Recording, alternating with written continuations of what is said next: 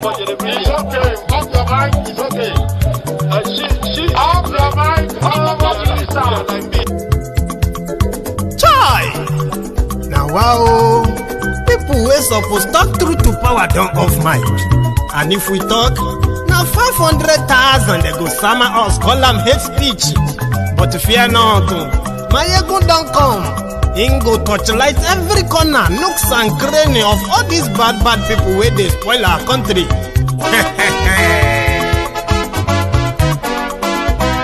So my people make we laugh, oh yo yo.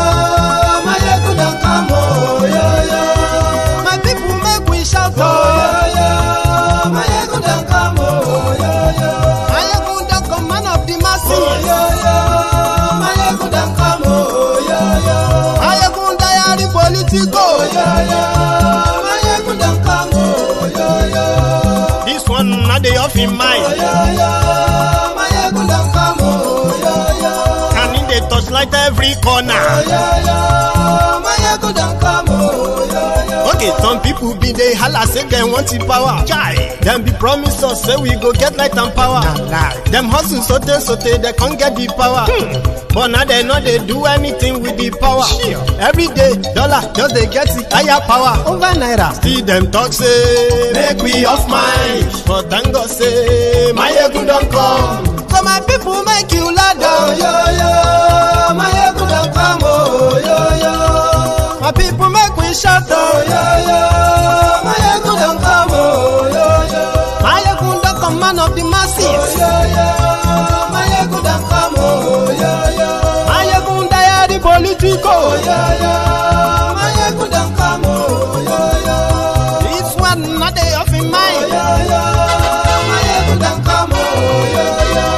Person where they do evil, no one make person talk. Them say that Maiyegun, that man too they talk. He too they talk. Say Maiyegun diary, he they hot like pepper. But every day, then they take money in bulk. Woman picking, they the street they hawk.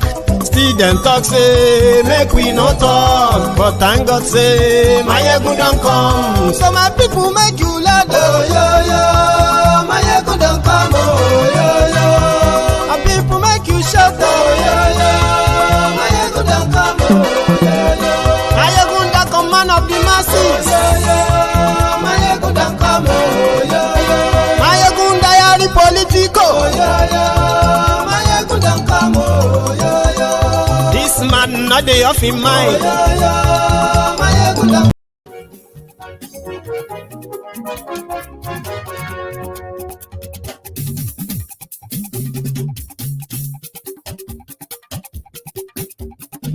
Hello there.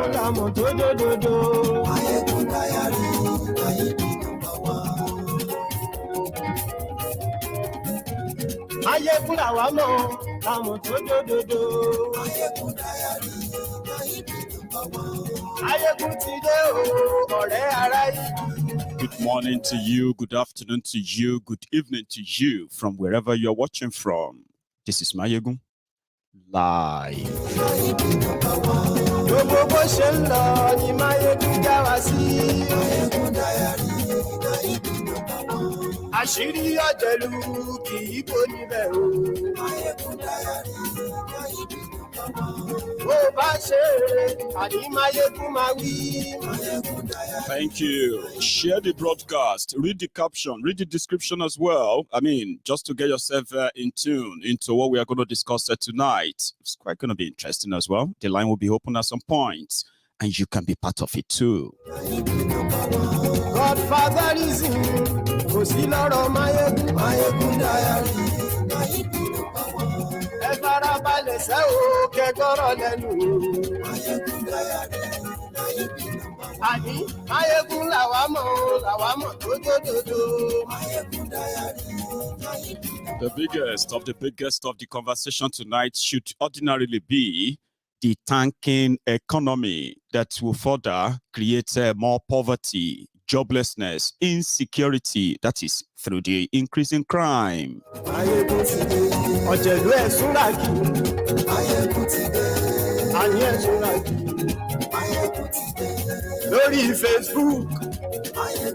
Nigeria's debt as at this hour is now put at officially 42.8 trillion naira, and that is $103.5 billion dollars. In other words, your naira has further crashed. Today, I exchanged a pound sterling for 820 naira to a sterling. Well, you get to know more.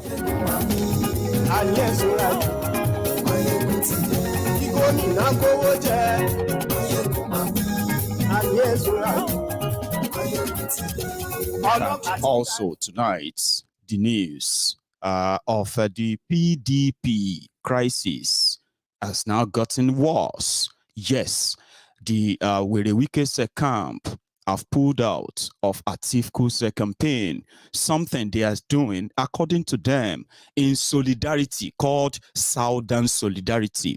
The question people are asking are, where was this solidarity when the Southern Nigeria needed their just one voice? The Southern Nigerian people just needed their one cooperation to keep them away from arm's way and keep the economy safe enough that those who are investing in their children's education are never going to end up having to invest in their survival too. But today, for their own political survivors, they are asking for Southern solidarity, and that is why they are pulling out of Atiku's campaign. We'll share that tonight.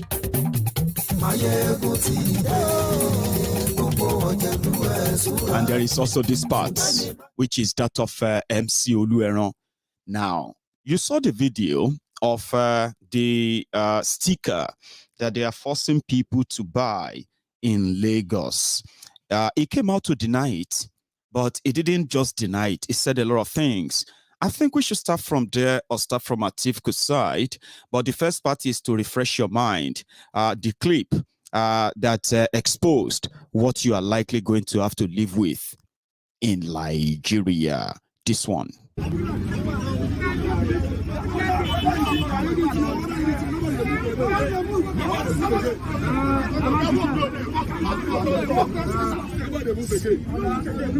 Another pay. If I because I go back this Keke, I don't time again. Another pay one day. I change your sticker because I don't tell the no put that. Okay, don't put this in that. This one go be one. No put. I don't want one now from my hand. I don't tell you. You don't want one now from my hand. No put this in for this Keke. Let your brain. Let your brain start. Oh, yeah, put them follow the money. Put them follow the money.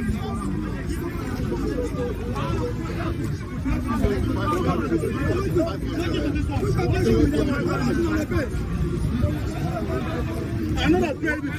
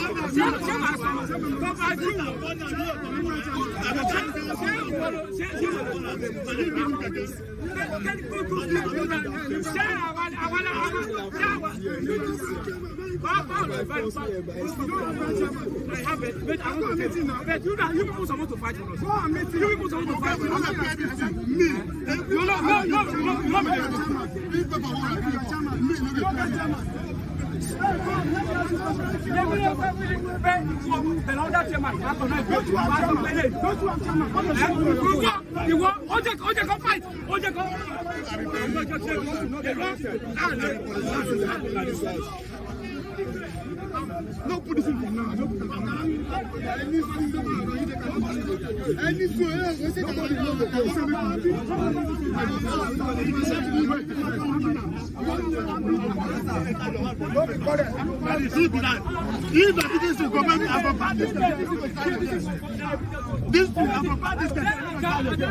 Because I don't give you one, and if I lose, I go come out and I report you.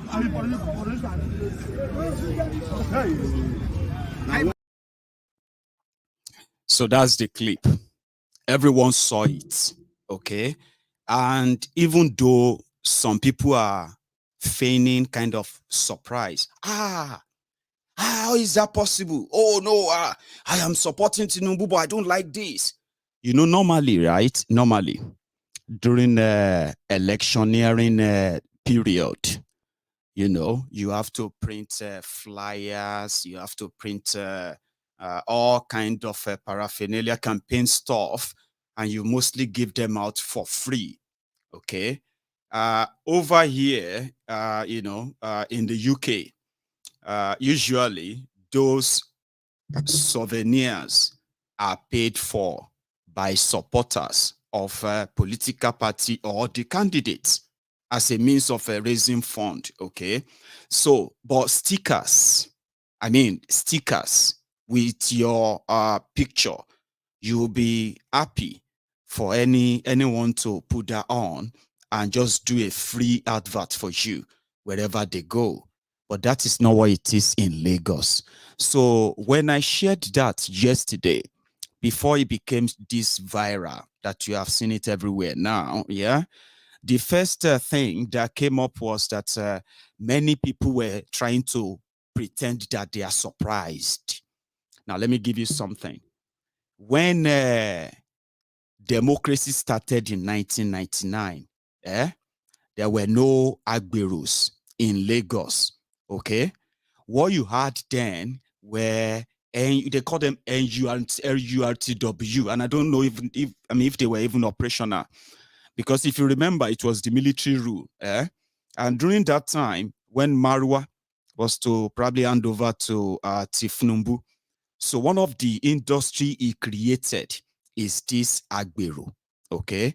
And what is their job? They have no real job other than to take tax and taxes from people. Now, in Lagos, if you are into transportation, or if, well, many of you are into transportation anyway, you know, you do use all their public transportation every time. So you understand that they just come around. That's their job. Not that, you know, not that they have any other thing doing, okay? What they do is that they come around, and every junction, they put people there to collect free money. Oh yeah, give me money. If they are loading, for example, if the transport fare is 40 naira, yeah, they will be collecting, you know, probably 100 naira, about 2 passenger and a half. So somebody will stay back at that junction, okay? As the vans keeps going on back and forth, they will be collecting the money. Now, sometimes, or let me say most times, these guys collecting this free money, they will be marking your van. Yeah, they'll be marking to say, oh, you've paid us. Now, other ways is to print stickers, different ones.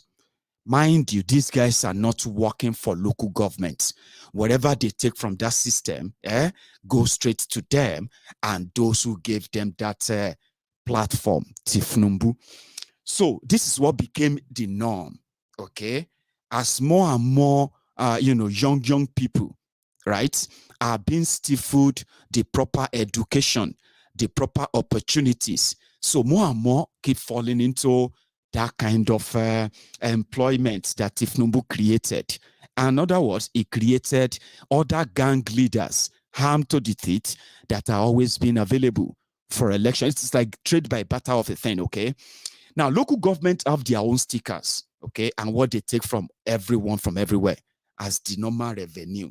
Even at that, that still goes into the cover of one man, Tinubu, through his alpha beta.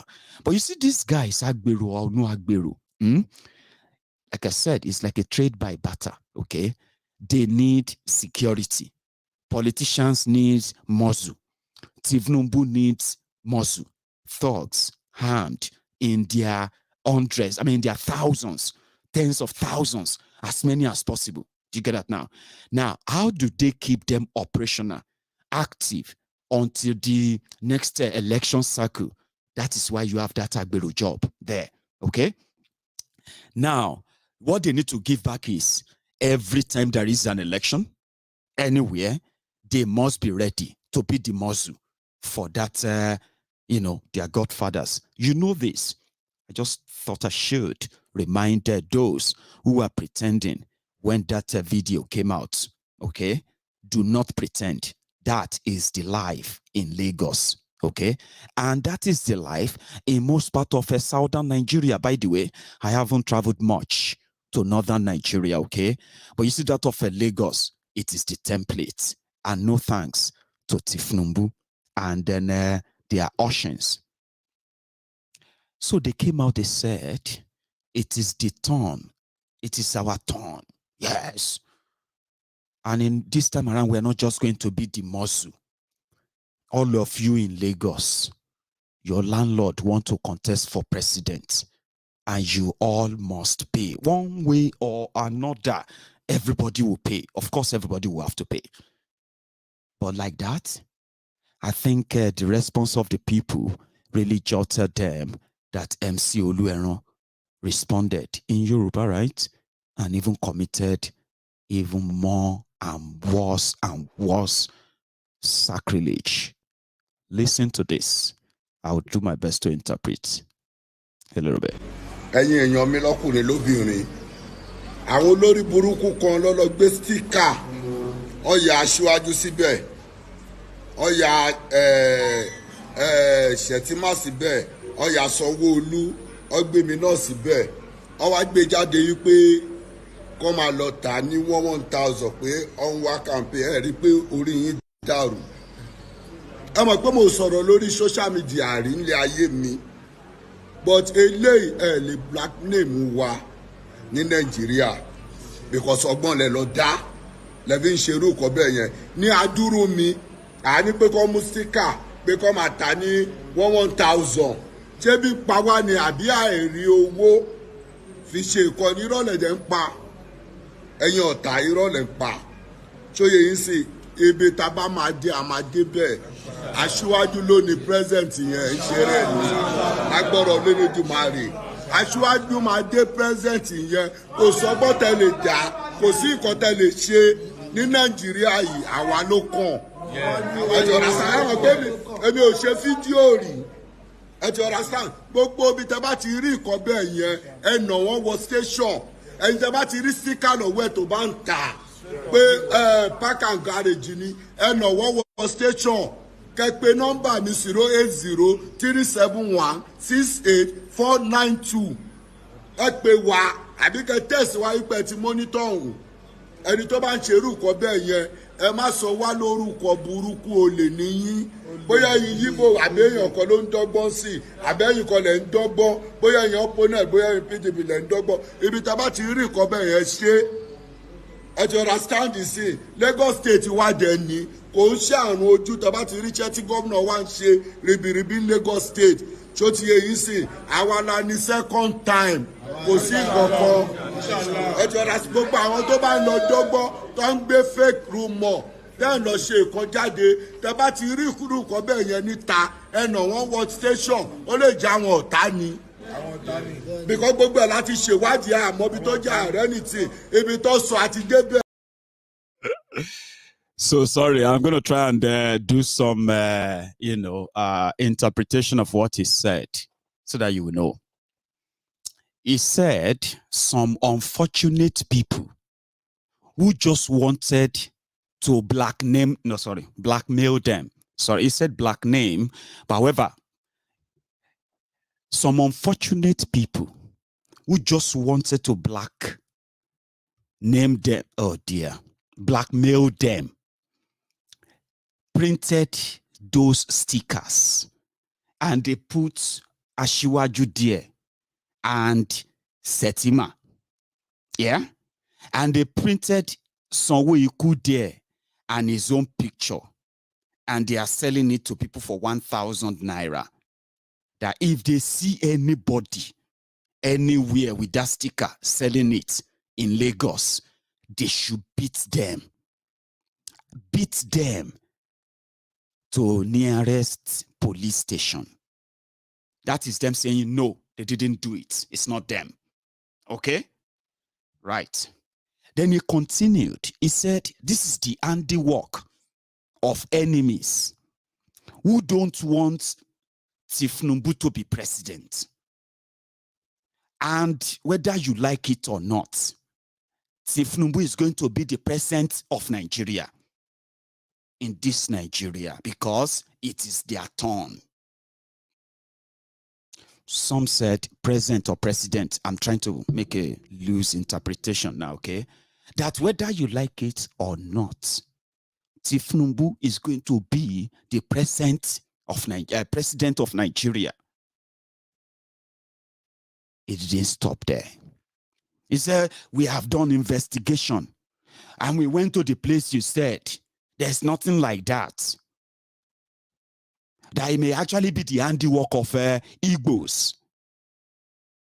or opponents, PDP, because they are not hungry. They don't need you to contribute money for them, for Asiwaju to be president, But he lied. Good enough.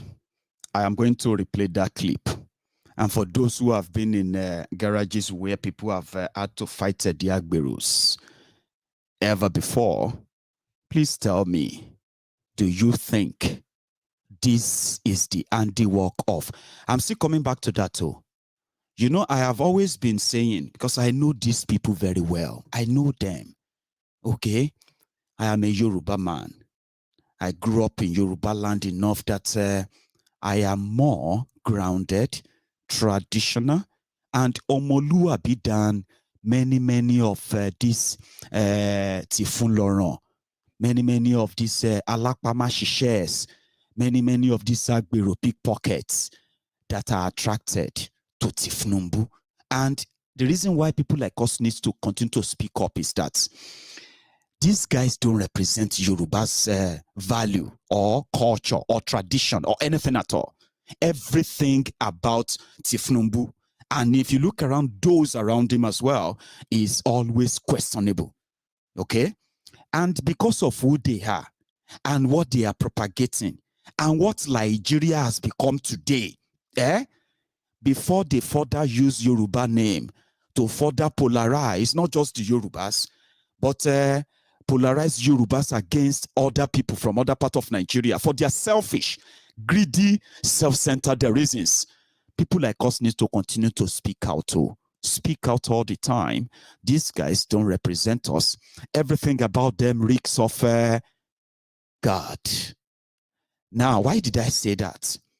They always kind of thrive on bigotry, bigotry that is kind of self-destructive as well. Okay, in Yoruba land, we are considered as one of the most accommodating people or region in Nigeria. That is being put to question today. You know why? Because the last 23 years, we have seen the growing of people who were deliberately miseducated, or people who deliberately choose to be ignorant, or those who are actually benefiting from the ignorance of lots. They have been pushing a lot of narratives that are completely alien to Yorubas. In Yoruba land, we are not supposed to celebrate thieves. We are not supposed to respect the criminals, whether they are like are powerful or powerless, rich or poor. Wherever they are, you get what I mean now. You cannot trade the value that they have now destroyed, which happened to be or to have started from the family value, the one that says if you ruin or destroy your family name through any of your own act or collaboration or anything in your life, that is exactly you destroying your life. Yeah, that's what Yoruba will say. Until the all this in Yoruba land manage to sneak in and take control of a leadership in Yoruba land. So they don't speak for us. Do you understand that? Because every time they come out to try to push the tribal, ethnic, agenda in a way in Nigeria, I'm saying this to you all the time, from time immemorial. It has never been because of the interest of the Yoruba people at all. Look at Nigeria. Look at Yoruba land. Do you get that now? But one thing here is this. These characters, they have procreated. They have families, they have people who depend on them. Criminals are celebrated and protected in Yoruba land, right? By the victims of their crimes. So when guys like this choose to push their tribal card, tribal agenda, Yoruba like me should speak up and say, he is not speaking for me. Because the question people are asking is this. Over time, I have told you, the agenda of Yoruba versus Igbo is going to get worse in this your own charade called election, okay? And every one of them in their camp has keyed into it. And it is the easy sell. Do you get that now? The Igbos are Yoruba's enemies. So if you look around at this time, in this election or whatever they are doing, right? This political circle, the most, the people that the Yorubas must be scared of are the Igbos. Whatever comes to mind. Right now, the first people that comes to mind that according to Tinubu and gang, that they should be afraid of are who? The Igbos. So, he was saying something earlier. He said, the people who were selling the tickets in Lagos, selling the, stickers, yeah, he couldn't find any example. And you might think, yeah, that was a mistake. It wasn't a mistake. Okay, it is deliberate. It is called dog whistle. Now I want you to take a look at this clip again and tell me, okay, the person who is trying to force something on somebody's tricycle, if that person looks different than their crew. In a way, what I mean is this: listen to that conversation, and then you can be the judge. Also, look at the face as well. I'll be back.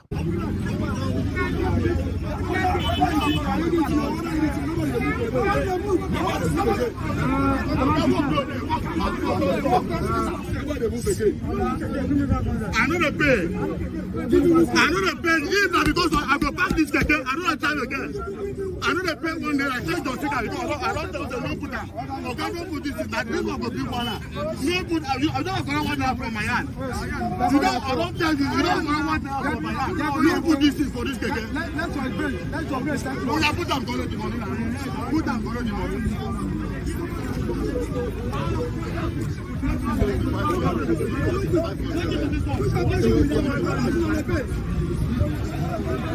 I know that pay with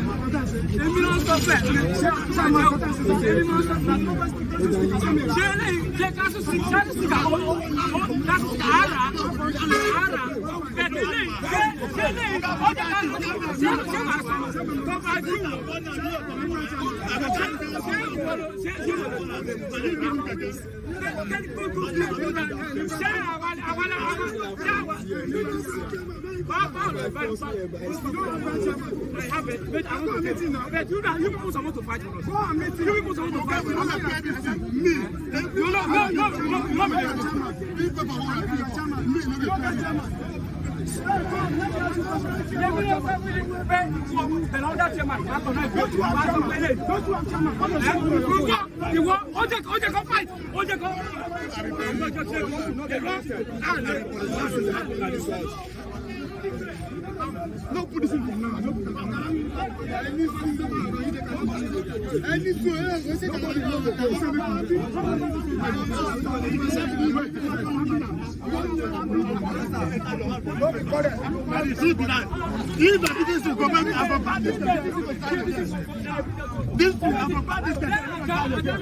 Before I don't give you one, and if I lose, I go come out and I report you.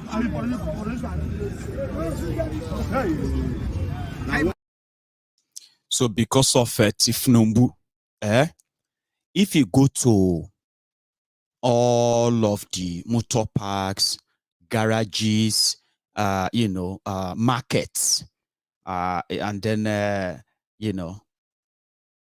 trade centers and all those stuffs, including shopping malls and all that. But let's start with the markets. Okay, you will see Igbos, Hausas, Yorubas, everyone from everywhere trading and doing all of that stuff inside that market. Outside that market, you will see set of young people, smoking Igbo, drinking, smoking, drinking, their job is to collect tax and taxes, yeah, from everyone in that market. Same thing. Yeah. When you go to places where imported stuffs, which are mostly done by the Igbos, when you get to those places where people are transacting, doing businesses, millions and billions of businesses right there, right? You will see outside that place, you will see young people, okay? Men out there smoking, drinking, and they will tell you this is their territory, okay? And just like that, you find it everywhere. When they are unproductive, none of them is ever productive, okay? Now, this is the free money that you have to kind of keep as your survivor. Sometimes you can get killed. Now, that's why you now have all this rival gang and all of them in Lagos because of the free money that every one of them is getting, okay? But when election is coming, you will now see majority of these people, okay, who have never really been in any way productive, added anything tangible to the same economy in that Lagos state, okay? Trade, they are not doing, okay? Business, they are not involved, right?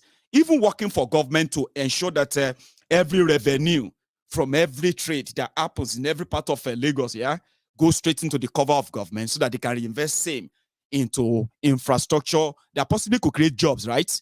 Now, they have created army of illiterate, uneducated, right? Put it that way, miseducated, and then some of them, yeah, educated but unemployable. Okay? Now, you see this army of unproductive, this is the result of what they've done to Yoruba youth.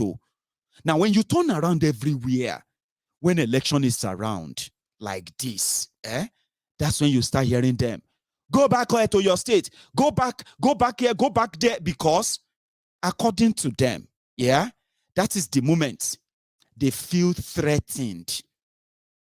You see, that their livelihood, their existence and everything, I mean, rested on the existence of those who are really working, not many of them who are scavengers, pickpockets, freeloaders, jobless, unemployable cretins. Do you get that now? Now, that legacy is there. And today, you see, you have Fulani terrorists all over Nigeria, Abi. You have Boko Haram terrorists up north, okay? Now, the only difference between those people and the Agberos in Yoruba land or southern Nigeria, working for politicians, just like the terrorists up north are also in bed with northern politicians. You see all these Agberos, the only difference is that they haven't, right, kind of pushed them to turn their guns against every one of us yet. Do you get that? And the only way they can possibly sell Tifnumbu to many of you is to help spread the dog whistle. You see that ticket? The ticket that has been in existence for months now, okay? Even the guy that rejected the ticket, I mean, the guy that rejected the sticker, he probably have gotten it before. They are asking every Okadanio, Tricycle, Danfo, Molue, all of them. They are asking them to pay different kind of charges for that sticker. If you don't collect it, if anybody bring that sticker to your car and you can't carry blow, Baba then go, now you then go beat o, because everybody knows it is them. Abi? But whatever other thing the other person, I mean, somebody asked me was that Maiyegun, take a look at this in a way. The Igbos are not the only ones in Lagos. There are other people from everywhere all over Nigeria. Why did they think the first suspects will be the Igbos? again, prepare your mind. I am not, I am actually not going to make you decide what you think is right for you, but I'm going to help you to understand what is before you. Okay, when we talk about the vision that they are already working on, I did say that before. I said it is not what we are saying here. It is not what we are doing here. Yeah, that is going to what do you call it? That is going to break up Nigeria. What is going to break up Nigeria is what the criminals who divided Nigeria to this stage, yeah, it is what they do and they continue to do that will eventually push everybody to that precipice. And it is like a ticking time bomb, okay? So the choice is going to be yours. And you won't actually have to pretend. That's the point. You won't have to pretend that you didn't know. The dog whistle is to start a sort of ethnic, tribal war. I use war because their plot is bloody, is violent. And then it simply means that they can always set the stage. How do you set the stage? To start what is called ethnic cleansing, ethnic war or tribal war in eastern Nigeria, in western Nigeria, and at the same time, possibly encourage other people all over Nigeria to further target the Igbos. Not because it is in our own interest. That's why I'm saying it to you that we need to continue to, we need to continue to reject these people. Okay. However, they try to blackmail you as a Yoruba man. If you think deeper, if you look deeper, what they are setting the stage for is not something that if you know very well, you will ever want to be part of. Seriously. From what we know already, listen to this. Because it is Tinubu that is contesting for president. If you are a non-Yoruba person in Lagos and part of Yoruba land, this is not a threat, okay? This is real, and you can make do with it whatever you like, all right? The stage is set to ensure that everyone associated with Obi is going to be called an Igbo. Whether you are even a Yoruba man, okay, you will be called a saboteur, okay? They are going to call you a saboteur and they're going to treat you the same way they're going to treat the Igbos in Yoruba land as their campaign starts in the next couple of days.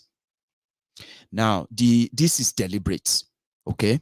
Don't think this is just going to be coincidental or spontaneous or something. No. They are already setting the stage.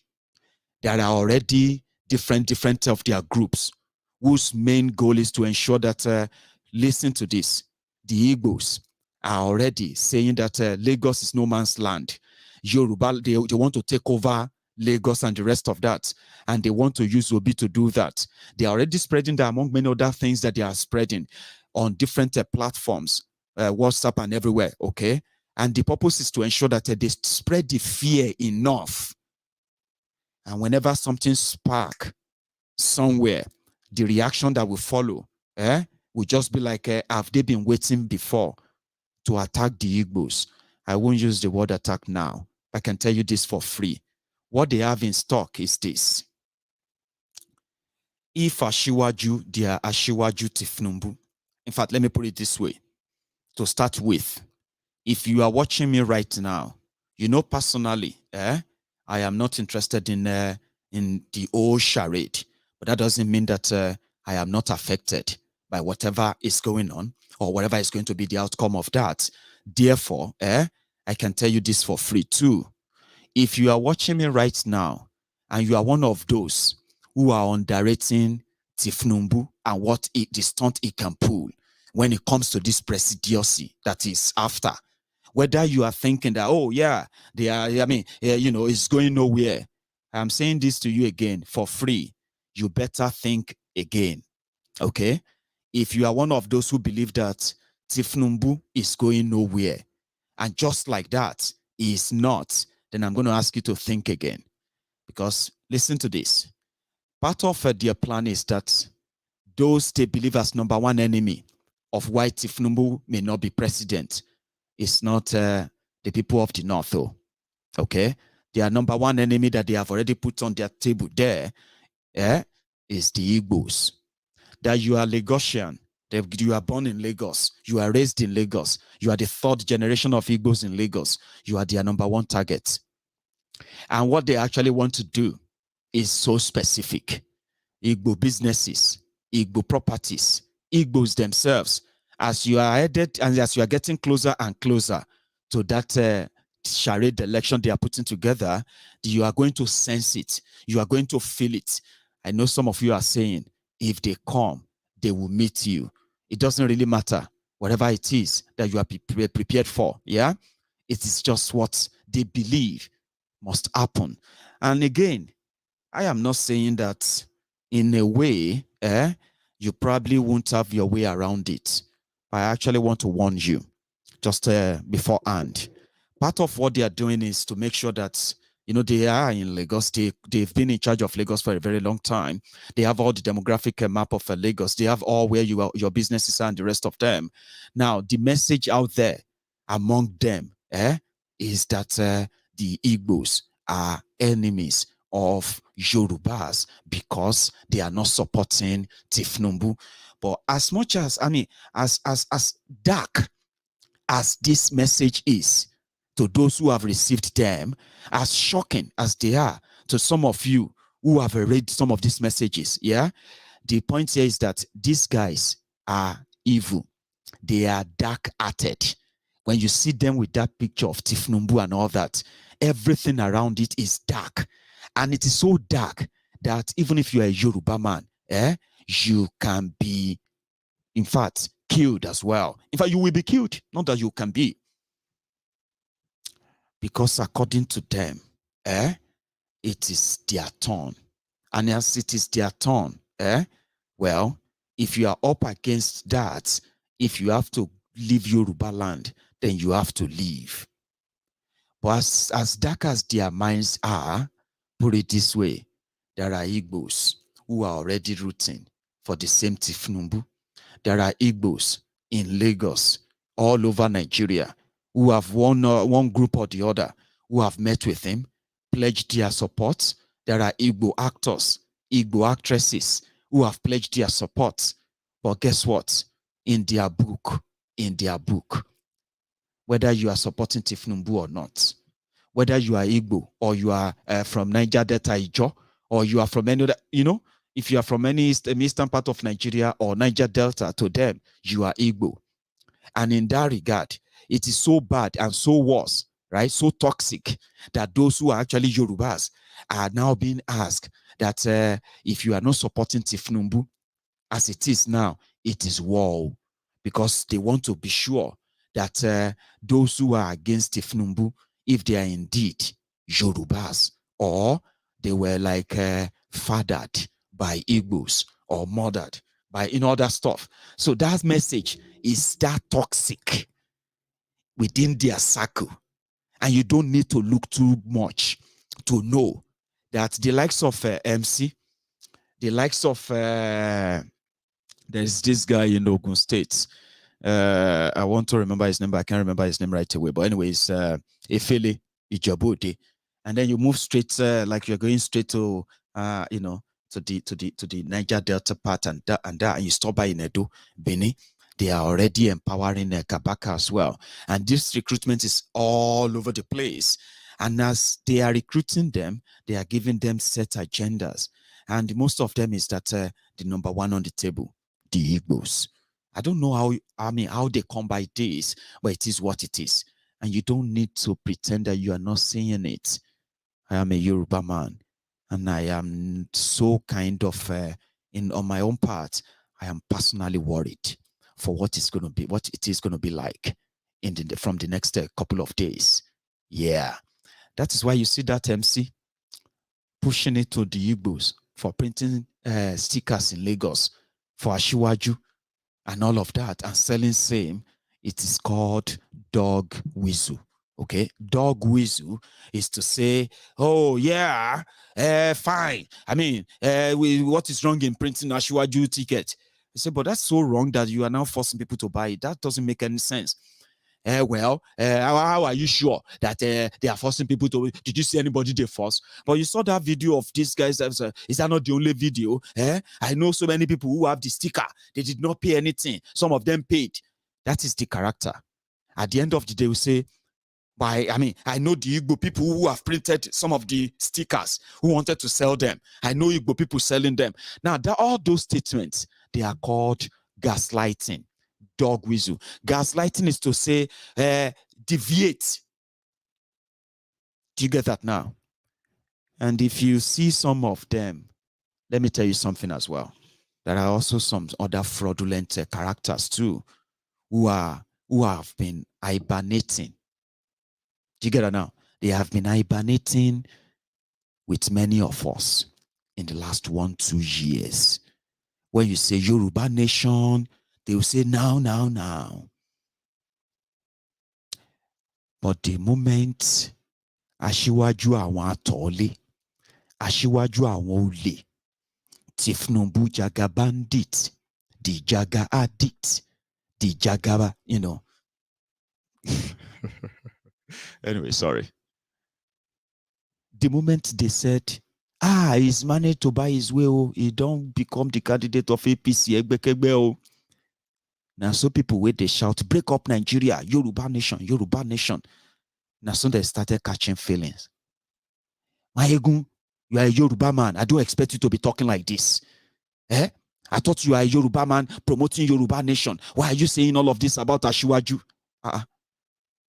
Baba? Okay, I thought you are also for Yoruba nation, Abi. Why you they catch feelings for Aṣíwájú? He's a Yoruba man. But Aṣíwájú no support Yoruba nation, okay? So you have been hibernating with us, pretending with all of us. They shout at Yoruba nation, look on Yoruba.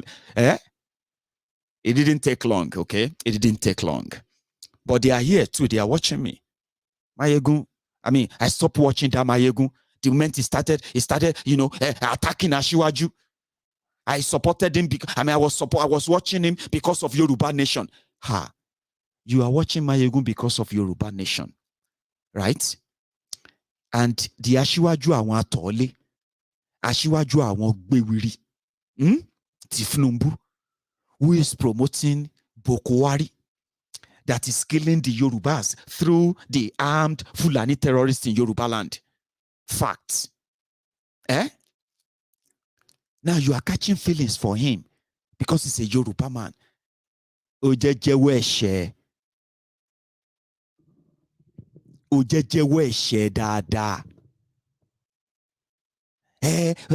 Because Nigeria, you see, if it is about to break up Nigeria, I support Yoruba nation. But you see, I can't just look away because of this election. That's why I decided that a Yoruba man would rather support it. You are lying to yourself. Stop lying to yourself. Okay, there's nothing wrong if you support Tinubu. Okay, but don't say I have been watching Maiyegun because of Yoruba nation. I have been trashing Tinubu for the past 10 years. Do you understand that? Before they conspired to bring in APC, Egbekegbe, before they brought in Buhari, I have been trashing the criminals in Yoruba land who have kept you under the perpetuity of enslavement. I have been trashing them. That is my record. But some of you who suddenly just joined the advocacy for Yoruba sovereignty because of Sunday Igboho everywhere. Sunday Igboho, I love this, I like this, in fact, it's true. And then suddenly, when they couldn't kill Igboho, they exiled him. The rest of you were like that. Yeah, Yoruba nation. Yeah. And today, you don't catch feelings for Tinubu. We're in disguise. So people like me, shouldn't be the reasons why you are not supporting Yoruba nation anymore. We are in disguise for long, Guinea. You see, February will come and it will be gone. Whether na Tinubu na peak, whether na military take over, whether na Kolu, whether na Buhari extended this, whatever they do with you, February go come, it go, and I go day here, and I will see how long the feelings you are catching for Tinubu, how long it will last. Weather agitator, they call them weather agitator. So today they are everywhere asking questions. Why are you against Asiwaju, the only Yoruba man in this? I said, but Asiwaju himself is not interested in Yoruba sovereignty. Have you forgotten that was what they lied to you about in 2014? The people who are going to do the copy and paste for Tinubu, they are the same people who put up the lies for you. They put up the lies for you in 2014. Restructuring, state police, good safe border, more ports, jobs, healthcare, education, this and that. 7 years down the line, more of you have dropped out of school because you can't afford the school fees anymore. Those who could afford the school fees have been at home now for the past 7 months because your government cannot pay your teachers, Abi. And those of you who graduated are still walking about without any job. The number of you who are now jobless have now sort of, quintupled, doubled, tripled, quadrupled, quintupled, sextupled, seventupled. Abi, how do you calculate 8.5 million people jobless in 2015? And now you have over 110 million people jobless today. 43% of the population jobless. So is that a progress or what? Or regress? Anyway, so Tinubu and gang who have managed to, be part of the whole thing all along, right? They supported Buhari. Buhari is for one Nigeria.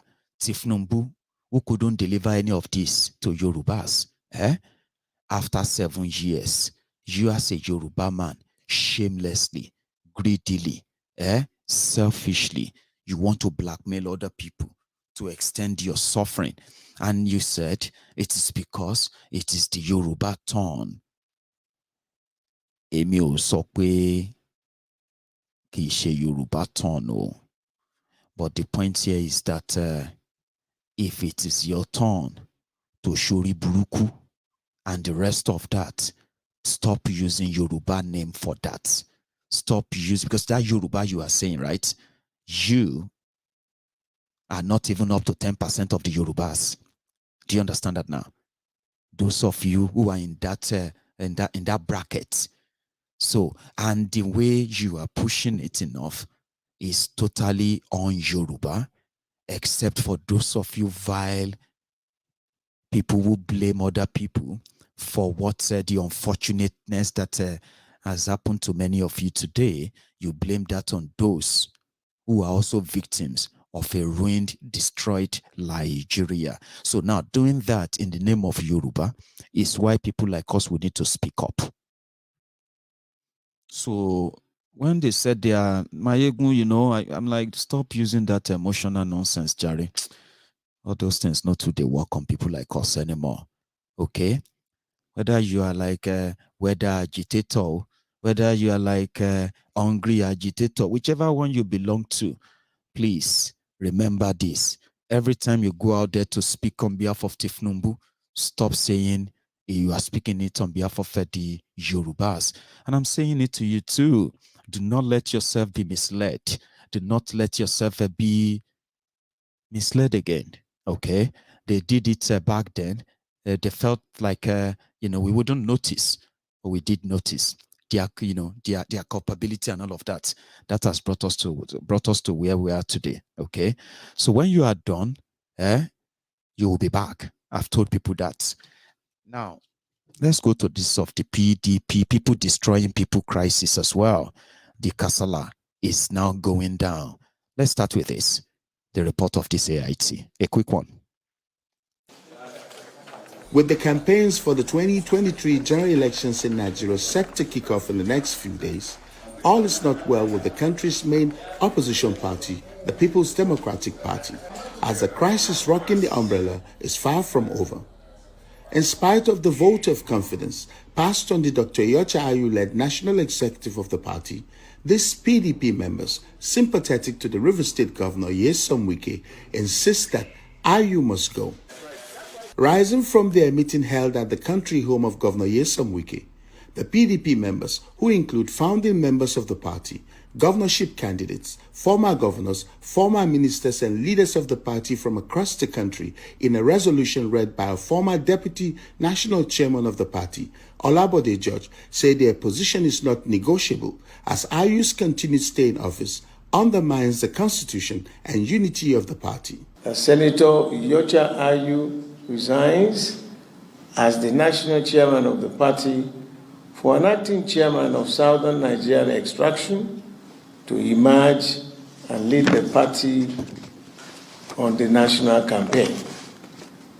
Consequently, we resolve not to participate in the campaign council in whatever capacity until the resignation of Dr. Iyorchia Ayu. They are also accusing Iyorchia Ayu of compromise, especially the role he played during the conduct of the party's May 28 and 29 presidential primary. For the national chairman, Senator Iyorchia Ayu, to go and embrace Tambuwal, calling him the hero of the convention, which means there was a private arrangement that was done with Tambuwal to shortchange other contestants, including Governor Wike. Was supposed to be the referee. And here was a referee who now helped one of the sides to score a goal and then blew the whistle that a goal has been scored. This is not what we formed the PDP to do for Nigerians. And therefore, we unequivocally ask that Ayu has to step down. The PDP members are also quick to point out that their support for Governor Nyesom Wike is not because he lost the presidential primary or because he was not chosen as the vice presidential candidate of the party, but because of equity and justice in the PDP. You cannot build on a faulty foundation. Therefore, this call for the chairman to step down or resign is not because any of us is aggrieved, but because we believe it is important to ensure a fair structure, a just structure, a principled structure, a constitutional structure for the party.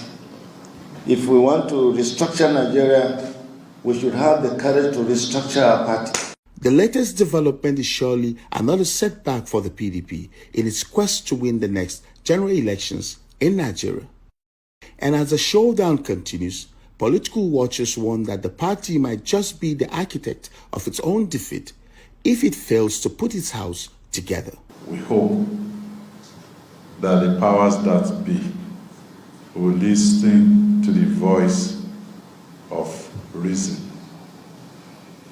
and do the needful. It is smoke Igbo. It is taking the All of them, the smoke Igbo, and they taking their help. Wike's voice. Let me tell you about this scheme, all right?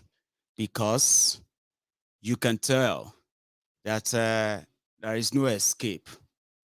As long as you keep shouting one Nigeria, one Nigeria, one Nigeria, it is like it's like catch-22. There is no escape. Anywhere you run, you are running into something that is not good. That's why most of us are saying that we should build influence. We should build sort of a massive influence within the grassroots, within the people, and uproot all these rogues who are misrepresenting us, for example, in Yoruba land, uproot them out of the entire system, right?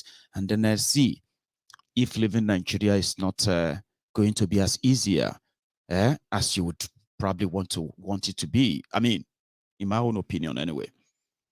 Do you get that now? So here is what is going on in PDP again, okay?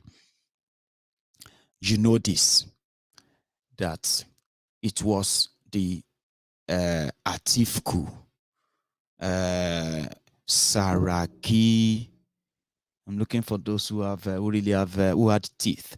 to bite at the time from PDP, who mobilized the state governors, assembly members, National Assembly members, and everyone from everywhere from PDP to form APC that gave the lifeline, this biting venom to Buhari that is biting and stinging everyone now. As you can see, it was them.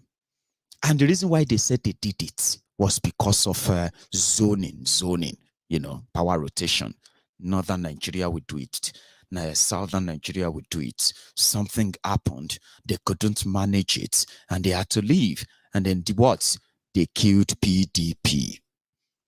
Fast forward to 4 years after that, Atiku, who relocated to Dubai, returned back. It's about structure to them. Structure is the loyalists who have been given things in the past, or those who are benefiting something from their group in the system in the present, and those they have promised to be made bigger or that if they have more influence in government, and all of those people are the structure. So Atiku doesn't really have to, like Tinubu as well, okay? All they need to do is just call the meeting and everybody will assemble. And then they will they will read their own allegiance and all that. And that's it. 4 years after they destroyed PDP out of power, they came back and they took over the party again because they wanted to kick out APC. When that didn't work, right? Atiku returned back to Dubai, enjoying his life. He returned back to Dubai. Then again, fast forward to 4 years again, he's back. This time, he's now meeting a sort of a more, robust PDP, which Wike has been funding since 2015. So Wike had a dream, but it was Tambuwa that first went to him to say he wants to be president. Wike said, "Oh, that's fine. I'll support you. In fact, I'll campaign for you." They were good, close friends, according to them. And that was why Wike went to town and they started saying, no zoning, nothing like zoning. We should let everybody go to the field. In fact, it's better the power, we get somebody from Northern Nigeria to help us defeat APC. Although he has forgotten that, or maybe he hasn't, or maybe he has forgotten, I don't know.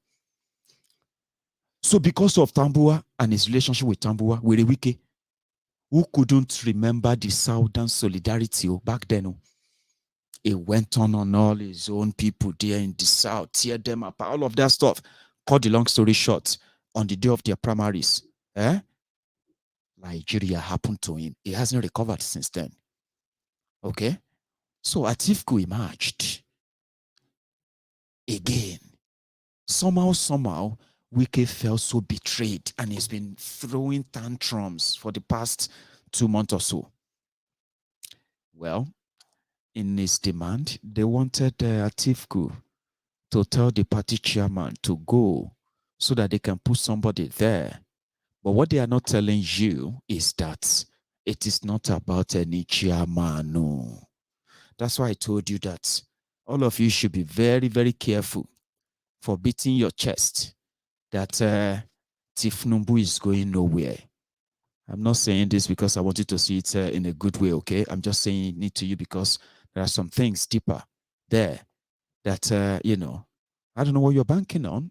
Obi will surprise everybody and all of that. That's great. I'm telling you free of charge.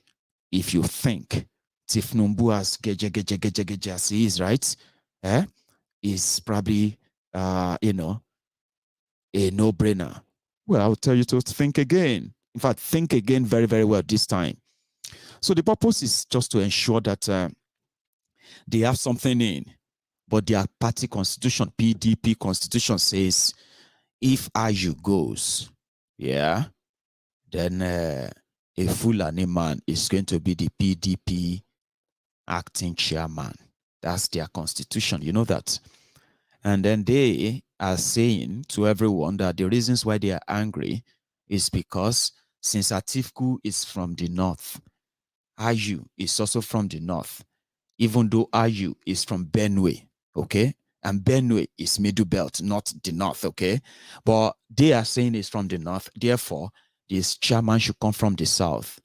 In a nutshell, I don't know what they are pushing, but the point here is now, I mean, I don't know why they are, but the point here now is that, you know, they have pulled out of Atiku's campaign. Atiku released the campaign names of past thieves, current thieves, future thieves, and the rest of those that are shouting unifier, unifier, fire, and the rest of that. So they can't put Wike's name as member of. They can't make Tambua the campaign DG, the campaign whatever for Atiku. So I think at that point they just felt like, you know what? Let's go and take Tinubu's deal. Let's take Tinubu's deal. Tinubu's deal is, I'll tell you that too. Wike is 100% so sure that, you know, he's going to win the governorship for his own person in Rivers State. Seyi Makinde is also double sure that he has done so well in Oyo that he's also going to get back, okay? So maybe a little help here and there will just make things smoother if they play along with Tinubu. Remember, they have met. Wike confirmed it. They met in London. They met in Port Harcourt. In all their meetings, right? The deals they gave to the PDP governors on the side of Wike is that all of the APC candidates contesting in those states for governor, right?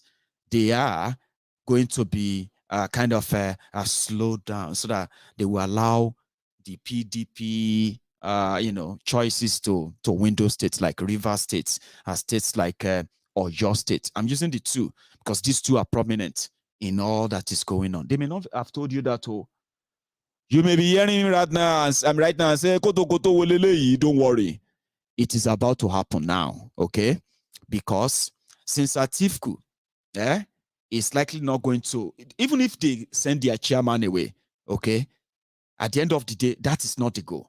The goal is to ensure that what they did to Jonathan in 2015, Atiku suffer the same thing, right? In the hands of this weakest rebel. Do you get that now? And they will only do that if they have a deal with the ruling party, APC, Egbe. Same thing, Obasanjo offered AD governors in 2003. Majority of them lost out at the end of the day, okay?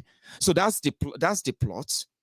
And, you know, don't worry. We'll keep you safe.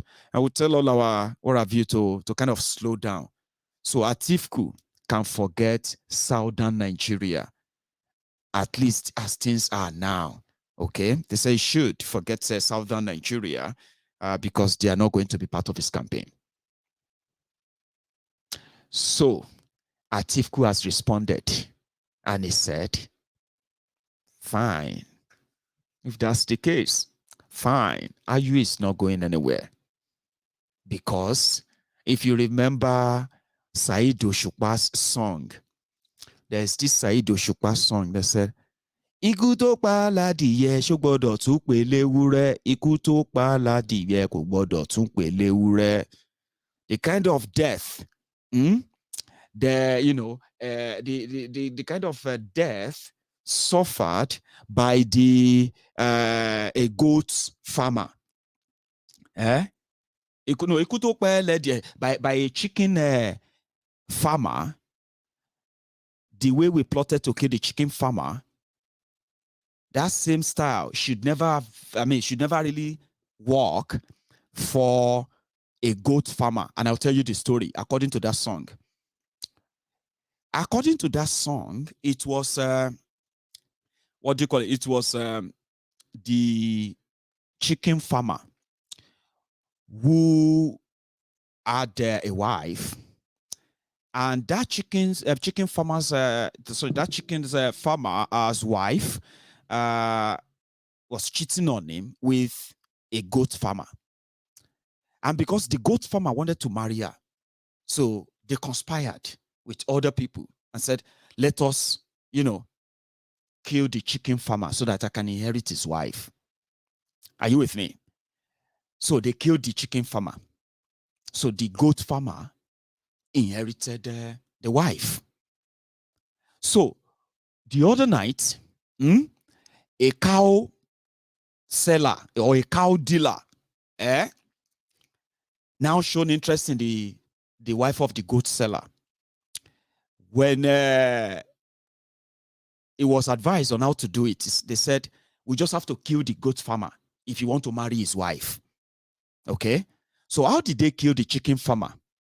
They said, just make sure that if you want him to come out in the middle of the night, go and disturb the cage. He's keeping the fowl, he's keeping the chickens.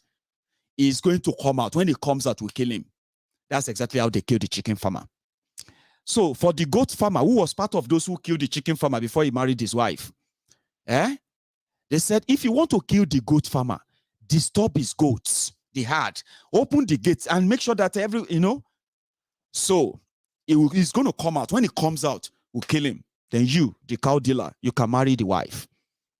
So when they came in the middle of the night to the goat farmer's house, they started disturbing, what do you call it?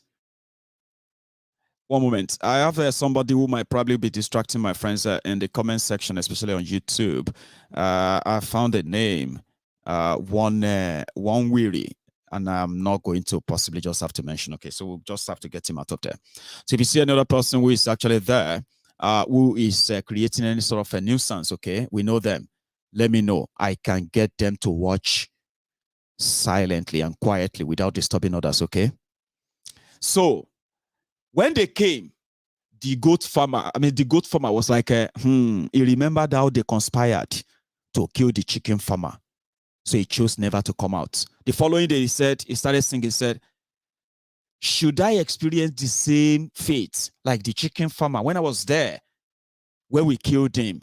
You get what I mean now? So Atiku is like that, goat farmer, okay? Where the Wike and Co. and Camp, they are asking Atiku to do what they asked, the Northern Nigeria asked Jolantan to do before they cripple him. Do you remember Muazu? How many of you remember Muazu, PDP chairman, when they kicked out their chairman and they brought in Muazu? Ashe Muazu is part of the gang that the Northern Nigeria was going to use to get the power to return back to Northern Nigeria, even within. You remember him? You remember Muazu? So if you see, on Facebook, right, Lagos Abobakus, as suffering and smiling as they are, okay, Facebook seems to have a feature for them. They can be part of this broadcast. They won't see video. They will just be seeing comments. When they see comment, they will be responding comments. It's called the free view or something like that. Okay. So on social media, on Facebook, if you see the Lagos Abobaku, these humbled slaves and obedient fools, right? Let's leave them there. But if you see any of those wearies on YouTube making any of those, snare remarks and all that, please let me know. I can take care of them from here. Okay. They will never show face again. Do you get that? Or at least not until this session is over.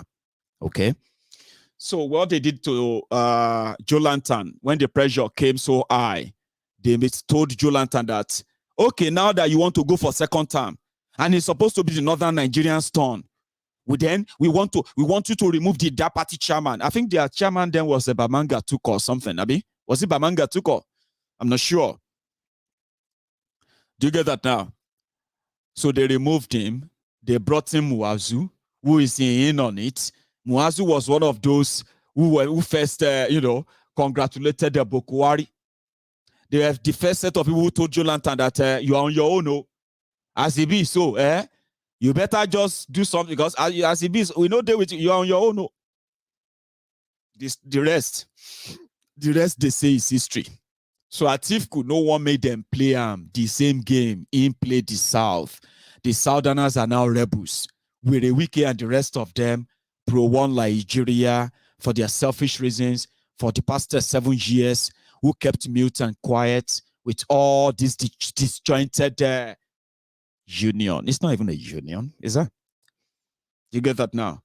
So they kept mute. Now they are rebels who are also going to help APC, Egbekegbe, to revalidate una suffering. Seriously. So we got that, and that is why Atiku now responded Mba. They say, how you must go. They say, mba, babu, mba, babu, you know, like. So what they have to do now is to say, well, I mean, you should forget the southern Nigeria.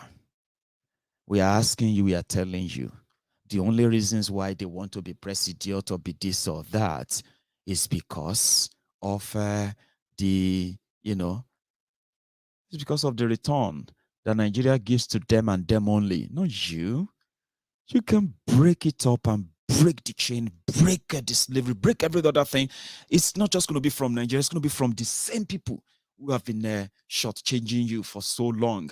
But if you choose or you think doing same thing again and again and expecting a different result is actually going to be the way out of it, then you better think again, because Nigeria economy don't go. Bafuka, vamus, sefini, finished. The inflation in Nigeria is at its worst.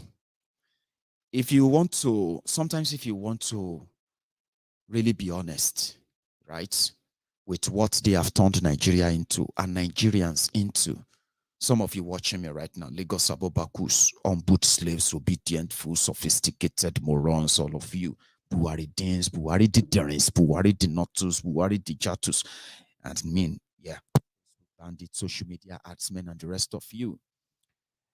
Your world is collapsing. And you actually think you are doing anybody. You are not doing me. Oh. Yeah, thank God, though. Thank God for my life. Oh. Sure, you get me now. At least I know rich, I know poor. When I say I know rich, I know poor, it means say I dey middle. And staying in the middle in what life is today, Baba, if you get God where you deserve, you go to thank him. You go to thank him and dance and thank him. You know why I said that?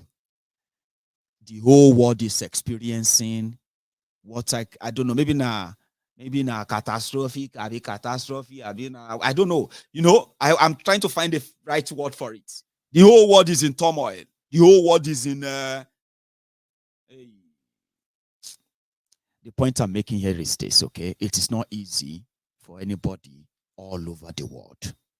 Countries are running into deficit, into debt, into shortages, into inflation. You know, we in the UK, we are facing what is called the cost of living crisis. Are you with me? Cost of living crisis is that if I want to, I have to choose if I have to make sure, if I have to eat, or if I have to put the gas in my house, so to make sure that I want to keep warm. Now, that is the kind of poverty in the UK, right?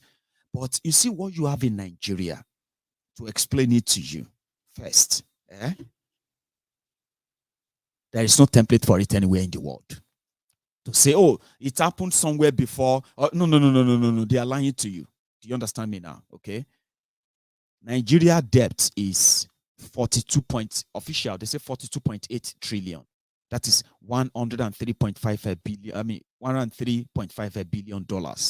Okay. You see, the UK, the depth of the UK's debt. This one, I'm not going to use all these economic phrases, so those things can be confusing. So don't expect that. Okay, I'll go explain them to you in a very simple language. Do you get that now? Because economy or no economy, if you get 500 naira for pockets, if the 500 naira could buy you, the meal of, the meal that could feed you for 2 days, and now that 500 naira can no longer feed you for even a single day.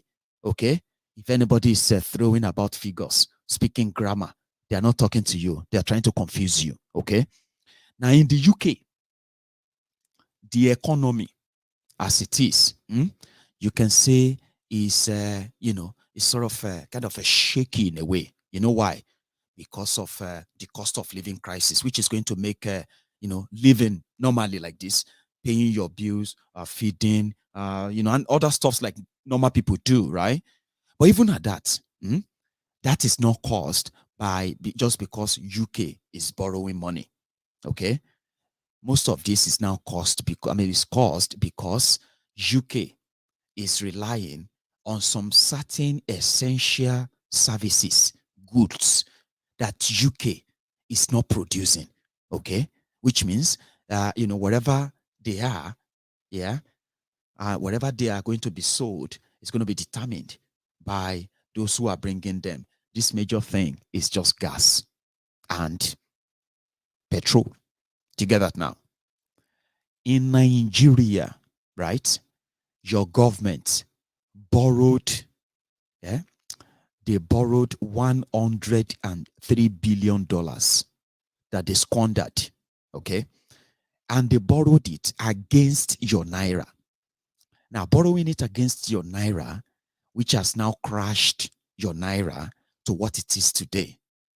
In other words, right, that simply means every trade you are involved in as a country, holding that your naira, any trade you are involved in, the people that will decide what is the value of that your naira are these people that you are going to be trading with. Okay? Now, in the UK, okay, an average household would at least make over £2,500. Now, £2,500 into housing, into food, and the rest of that, or even paying for paying for your rent and all that. That means you see that £2,500, it is still the £2,500. The value is still £2,500. The only thing that will steal from that £2,500 is the inflation. And that inflation, you can see, they will say, oh, we now have a 6% inflation. Do you want me to explain what that means, right? For people like us living here, they have increased our minimum wage, by the way, okay? Right? Now, this can of juice, let's say in January, yeah, we were buying it for 50 pence. 50 pence. Now, when this inflation hits us as it's eating us right now, this can is now being sold for 79 pence. Do you see the difference? 29 pence increase. It's still not like going to be up to £1. You get that now? Now, as they are selling a can for 79 pence, there's going to be another option where you can get it for that same 50 pence in a different kind of packs and all of that stuff, okay? Now, this same thing happens to every other simple things we buy. Now, what does that mean? That simply means that if I go to the shop, for example, and I normally spend, let's say, £200 on groceries for the family. Because of this economy that we are in the UK now, yeah, that same grocery is now costing me, instead of £200, it's now costing me about £222. That means I'm spending more, £22 more. Okay. Now you see that £22 on my grocery, that can be for all other things as well. That is the inflation we are facing. Okay. Meanwhile, on your own part, as your job, your money is still your money. The value of your money is still your money. In Nigeria, when you are buying this can of juice for 50 naira in January, okay? So today, and this happens every week, by the way, today, that can of juice could be sold for 200 naira a can. Now, that is like what you used to buy 4 cans. You will use that to buy just 1 can now. So let me give you another example. You were buying a bag of rice for 7,500 naira, right? If I'm coming back to that. Look at this can of juice. When I came to this country, a can of Iron Brew, this juice was, if you want to buy it in shop, single, it was 49 pence 10 years ago. 49 pence. If you go to shop today, you are going to buy it for 69 pence a can. If you are buying a single can, 69 pence. 10 years after I came to the UK, it has increased by 20 pence. 10 years. 7 years ago, a bag of rice was 7,500 naira, right? So today, a bag of rice is 35,000 naira, despite the local production that they are, talking about, right? That didn't help. I'm using that as an example as well. But you see, when I came to this country 10 years ago, the minimum wage in this country back then was somewhere around £6, 50 pence. I'll be £6, 70 pence or so. 2012. Today, the minimum wage in the UK, right, is over £9. Okay? So that means in space of 10 years, an hour, you now have an extra, about extra £4 to what it used to be. So which means, as this can increase by 20 pence, my salary already also increased. My earnings expected to increase. It doesn't mean that it's going to be enough to what it is I'm going to need eventually, but as they are increasing in bits, mine is also increasing. Do you get that? So in 2014, 2015, a bag of, the minimum wage in Nigeria was 18,000 naira. And an exchange rate between the naira and the dollar back then was 199 naira to a dollar. Today, a bag of, today, a bag of rice, which is somewhere around 35,000, between 35 and then 40,000 naira. The minimum wages has been increased to 30,000 naira. Okay, so now see the shift. In 2015, when minimum wage was 18,000 naira, somehow, you could buy a bag of rice from your salary. Do you know that? 7,500, and you still have some money. Today, the minimum wage is 30,000 naira. A bag of rice is 35,000 naira. So your minimum wage cannot even pay for a bag of rice. 7 years after that. Now that is the economics. Okay? So every other thing can follow as you have experienced or are experiencing them every now and then. All of this, right, have no clearer end in sight. You know it. They can only promise you this, promise you that, do this, do that, and all of that. They can say everything to you. But the pointers are there. They have ruined and wrecked the economy. I mean, I know some of you probably feels like Peter Obi has a miracle to perform, and therefore you have something to show them. And I think Obaseki believes you too. He has something to say that I'm going to share concerning what Nigeria has become and how the power that be probably are not prepared for what is coming. Listen to him. All of you, I am sure, are watching developments in the country very, very closely, particularly the evolving political developments. One thing is becoming clear. Nigerians are now getting fed up with government and the people who represent them in government. And you can see that in their reactions on social media and where passions and emotions are headed.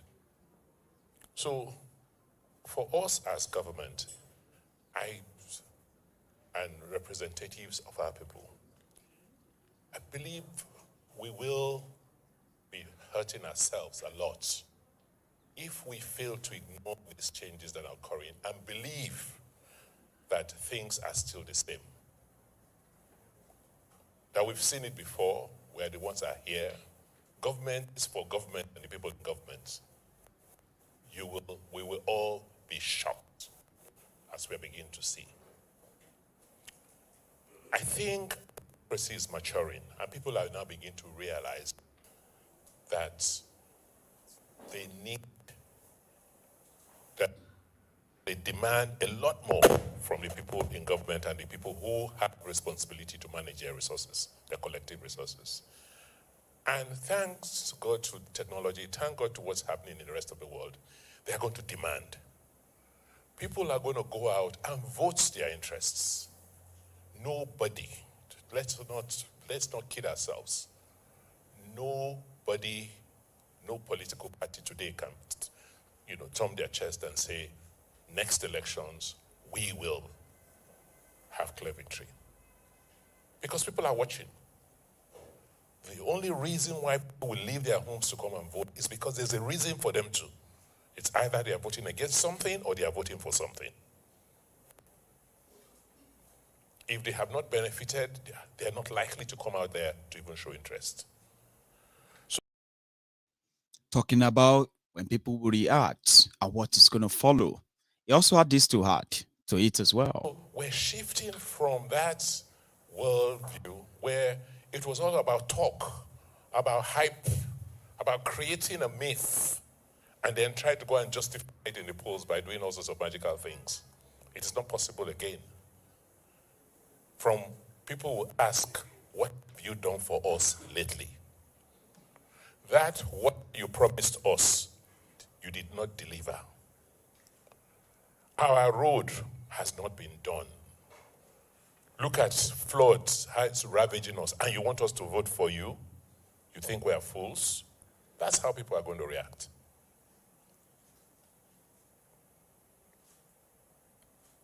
And nobody will be spared. So the politician gets kicked out of office if they feel that he hasn't performed. The new group of people will come in. They will not spare the civil servants either. They will put pressure on them. We are fortunate in Edo that we have laid out a roadmap. We saw this coming and we anticipated it. But the challenge we're having is we're having a lag effect. Many people still don't believe and are not pulling their weight as they should. They still think that we have time, that things will happen the way they've always done. Give that to him, okay? He's always going to speak his mind. But there is more to that. He knows that even though they said that do not be Lagos, one thing is certain of is that there is something brewing that all of us can see, whether for blind this or whether for the right that or whatever view. They are about to, something that you've never really seen before is about to happen. And the end goal or the end result of it, even those who have seen more, or should we say, more challenges than this in the past, they're going to tell you that we've never seen anything like this before, because a divided, polarized country, courtesy of APC, Egbe, is about to witness the 7 years or 8 years of their misrule, their ruin, their destruction, and every other thing they've done to you. So the people, they are just about to feel it. Now, that is not going to completely be your own making, even if you have been in their pants all this while, in the bed and all that with them. But the thing here is that it is going to touch everyone this time around. Trust me. Economically alone is enough for this elite, the political class and the rest of them, to lose everything in a single sweep. Okay? And with what Nigeria is currently pointing, I will advise you, okay? Be prepared as always, because even them have no idea where this is going to end.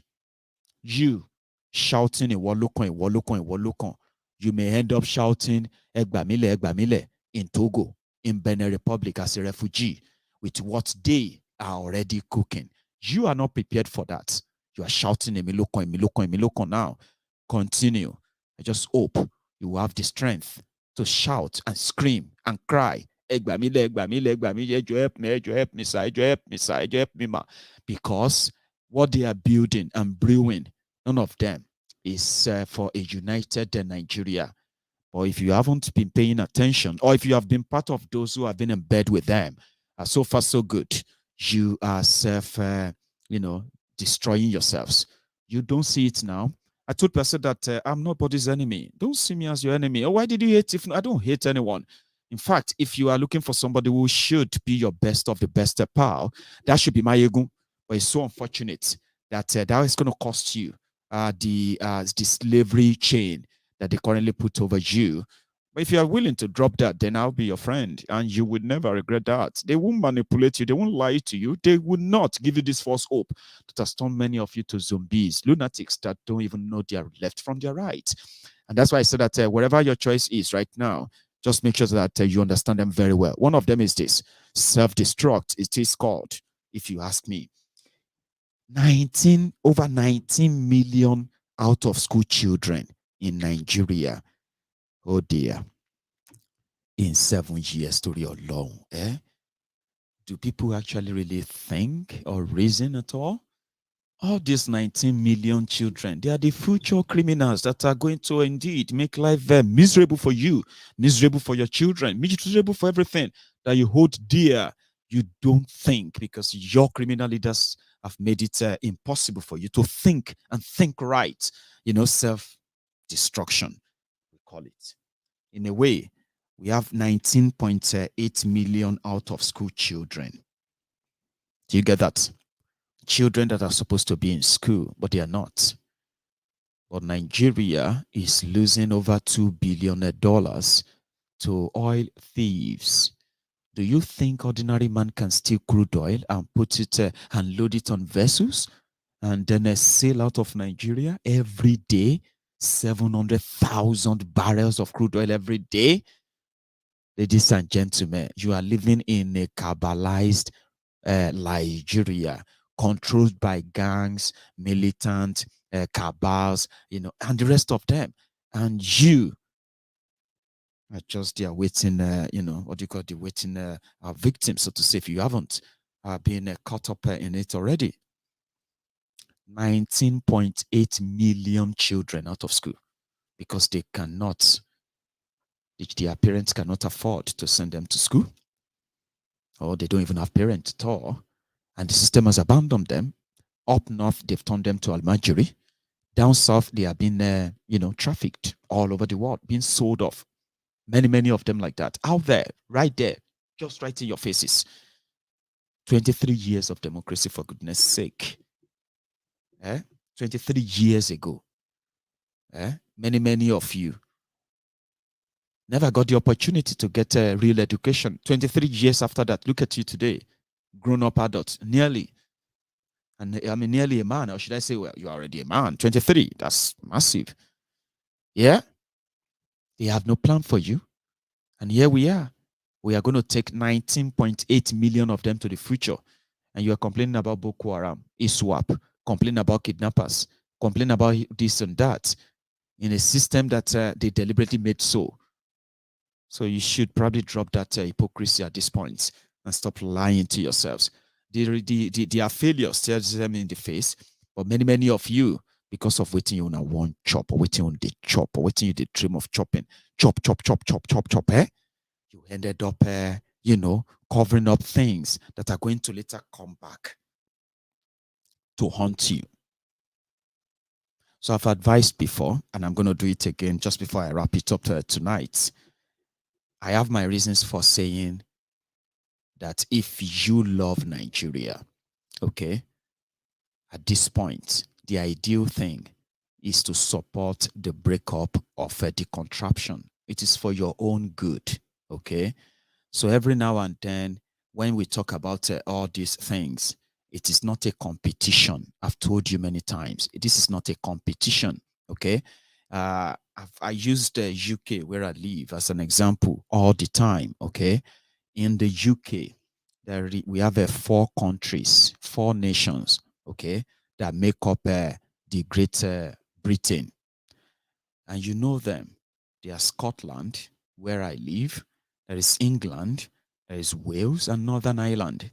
These 4 nations makes up the Great Britain. And they have their own, they have their own laws, they have their own economy, they have their own system. We all have our system in a way that there are those that are universal, there are those that are indeed regional. One of the pride I love about them is their money. You see, Scottish money. This is our 20 pounds. I keep sharing that most of the time. I'm sorry if this is too bright. I don't know if you see it, right? Now, this is a Scottish pounds as part of Great Britain, okay? Now, this 20 pounds is the same value of any of the English pounds you come across out there. I don't think I have any of the English here, right? Now, if you see 20 pounds, whether English, Irish, or Welsh or Scottish, in this union, every one of them carries the same value as it is. In Nigeria, yeah, if everyone is allowed to run their affair as it should be, right? There are not just the currency. I use currency just to let you know how strong the agreement was for Scotland, Wales, Ireland, and then England to continue to coexist to this day. The ones that so many people are, in fact, campaigning to end as well. So there is mutual respect, regard, and all of that stuff concerning the indigenous people of these nations that make up the United Kingdom. That doesn't exist in Nigeria. You are lying to yourself with one Nigeria, this, one Nigeria, that. Meanwhile, you are putting targets on your backs. Whenever opportunity presents itself, you don't waste time in slaughtering yourselves. You don't waste time, do you? So if you want that respect, if you want that normal life, I mean, let everybody handle their own affairs. You don't need to wait for somebody from Kano or Sokoto, from anywhere, okay, before decisions that has to do with the whole region of a people is decided. You get what I mean now? And nobody can use any tribe, ethnic, or whatever to in any way truncate any of our own set goals and development as a people. You as a young person, that should be more important to you than whatever they are promising you. In Abuja.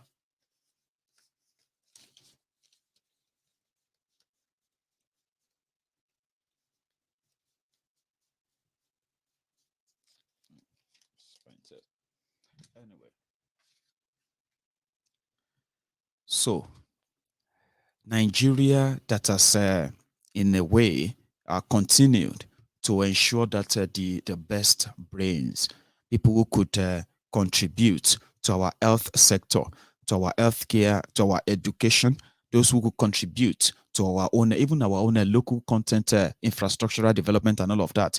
Majority of you, if you're not riding Okada right now, you are probably on your way, or if probably you have left already. They are kicking the best of our own people out of Nigeria because of lack of the opportunity. Those who stayed back, they are staying back, going through the hell to keep the broken system, to keep it together in their little way until probably they are tired and they will be away too, right? So that system that allowed that, it's not a system that you should in any way be proud of or be ready to fight or tear anybody down for. But it is Nigeria, you know, your food comes first. Most of you, your stomach comes first. Some of you even have money, but you're so scared of what poverty will be like since you thought you escaped poverty through the opportunity that political officers has given to many of you, right? Now, to even like dream of you losing all of that by doing the right thing, is so scary that you rather keep this Nigeria together, and just sink with it. ìyá ti fẹ́ fọ́ orí anybody, ebi ti fẹ́ lu ayé wọn fọ́, ebi ti yà wọ́n ní wèrè. So we just want to remind you that when you make all those decisions, right, they are not limited to you. There are people who are not part of that. I am one of them. But the consequences of all your actions are not limited to you, okay? So UK is in debt, but my brothers and sisters, that doesn't have any effect on my life. I can live very well, drive my fancy car, fuel my car, take my kids to wherever I want to, even support people, family back in Nigeria. I do all of these things conveniently. Do you understand what that means? It simply means that those who probably borrowed in the name of the UK people, they invested that same money here. Why you, your own leaders, who goes all over the world, using your children, using your lives and your existence to borrow money. When they get the money to Nigeria, what do? They repackage them, put them in their private jets, and they fly them back here to the UK, all over the place. Even when you are sitting down there and say, hey, how much is the debt of America? So are you comparing the life you are living in Nigeria, indebted, impoverished Nigeria? Are you comparing that with the life of the Americans? Are you? Or are you comparing your life in any way with those living in the UK as well? Okay. I know some of your uncles who live abroad who continue to tell you that some of you, your life is cheaper in Nigeria. Your life is better in Nigeria. You see, abroad is very, very hard. Abroad is very, very tough. You need to pay your rent. Those of you who bought those lies are many of you alakpama shishe, ole atole, freeloaders, pickpockets, people who feels like somehow, they should just sleep and wake up rich. And then since that is not happening, messages like that will make sense to some of you idiots, okay? You see those your uncles and aunties who told you, who are telling you in Nigeria, that you see abroad is not easy. They are all suffering. After they pay their rent, they don't get any money again. There's nothing left and all of that stuff. Ask them, why haven't they returned back to Nigeria? Abi? Abroad no easy. You humbled slaves, obedient fools, in your own slum, in that shitty slum that they have delved you into, Abi, in that life of hardship, life of slavery that you are witnessing there, they are telling you are still better. Oh, man, don't answer them. I don't think everybody where they are abroad. Now, the question you should ask yourselves is this: how come they haven't returned back to that cheap life you are living? That best Nigeria. That if they will tell you, they will say, hey, if you take out electricity and you take out security and all these things, there's nothing abroad. Most of these people abroad, they are suffering. You think say abroad, they are suffering. We see them, all of them here in London, they are hungry. How come those who are telling you that? How come they are still abroad? 15 years, 20 years, 30 years, 35 years, 40 years. And you, the mumu in you, say, thank you, my sister. Oh, thank you.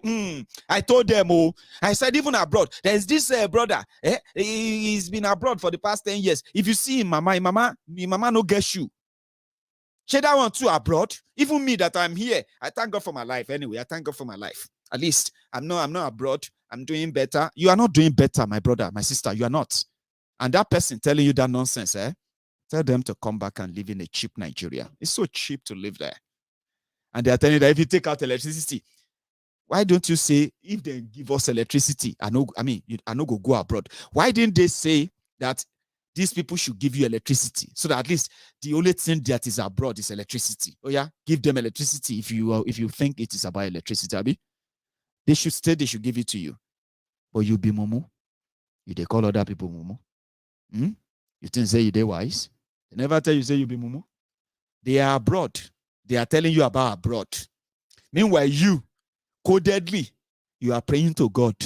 May them give you that visa. It's true, Jare, my sister. Thank you, Jare, my brother. Thank you. I told them everything abroad. All these people abroad. What is abroad? What is in that abroad, self? But everywhere you they look for where they do giveaway. Bros do giveaway. Bros, urgent 2K. Bros, God don't bless you for abroad. I mean, you do okay where you do. But when it is the time for you to also experience what many of them are experiencing abroad, the good parts, they tell you don't deserve that. Continue suffering. Don't worry. Suffer. Continue suffering, Jare. Don't worry. You are born to suffer.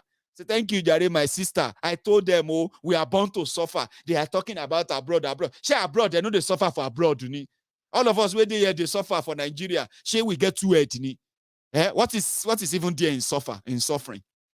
So what is even there? Are they not suffering abroad too? You want to suffer? Anyway, I'm just saying all of this just to let you know that you be mumu. And if it is working on you, it is good for you then, okay? Enjoy it. Just know that no matter all of you, no matter what you are doing right there, just know that the consequences of your actions are not limited to you alone. Some of us are even better off. I thank God for mine. I thank God for my life. Okay. And then to what I have, managed to do for myself as well. In the process, what I'm also able to do for other people as well. But in this case, if you want to really show it that you love Nigeria, look at me very well. Look at me. Yeah.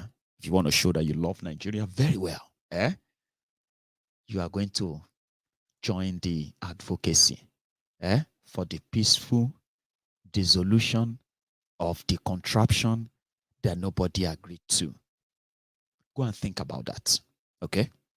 I'm going to take calls, and then I'll take just a few calls, and we will call it a night. Okay. So, but before then, let me make myself a cup of tea. I've been drinking juice. I'll be back. Don't go anywhere.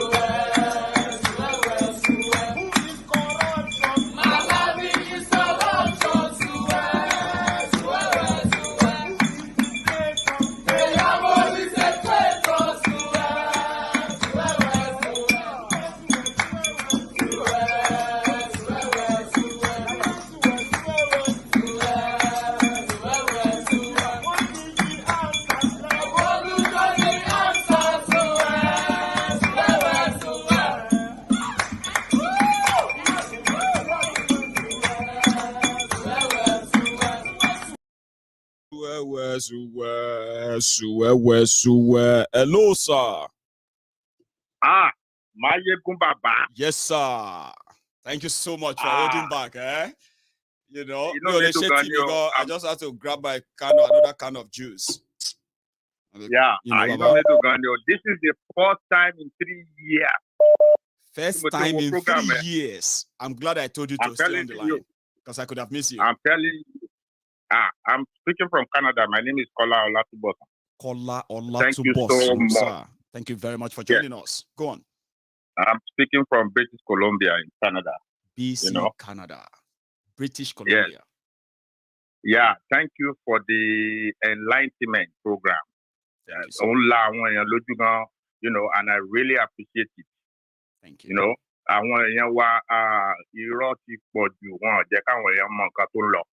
so your program, Mama, make sure we will try as much as I can. Let's make sure we will link up anytime you are on program. And this is the first time ever because you guys are 8 hours ahead of us. So sometimes Mama miss the real time. So Mama the program here, you know. So I think 8 p.m. I think it's around 4 p.m. any time or thereabouts. So 8 p.m. or it's like about 12 noon. Oh, is that far back? Like, wow. 8 so that's hours, like 12 hours, nearly 4. Hang on. Yeah. That's nearly 8 hours apart, yeah? Yeah, we are 8 hours behind, you know. Wow. Thank you very much for even telling me now. Now I know better. So imagine when I go live, some of you are probably in the office. Some of you are probably just getting on your break. Now I get it. Exactly. Like now it's about just 2 p.m. And I think it's 10 in UK. You know? And it is 10 p.m. here. So you're right. Nearly 10 p.m. Yeah. I'm true, sir. So thank you so much, sir. So, I just want to thank you for the good job. We are behind you. Go ahead. Thank you so much. Okay, sir. God bless you. Stay tuned. Thank you so much for the support all the time. That is Alagba. Hello there.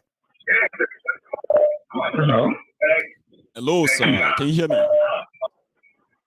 Yeah, I can hear you, but I think you're speaking to someone else, right? No, I'm done. That's you and I now talking. That's the person. The broadcast is delayed for about 3-4 seconds. So sometimes you probably. Okay. So, Maiyegun General Agbao. What happened? Agbara is for Joe, Baba. Calm down for them, Wabego. Calm down for them. You know, like about you. No,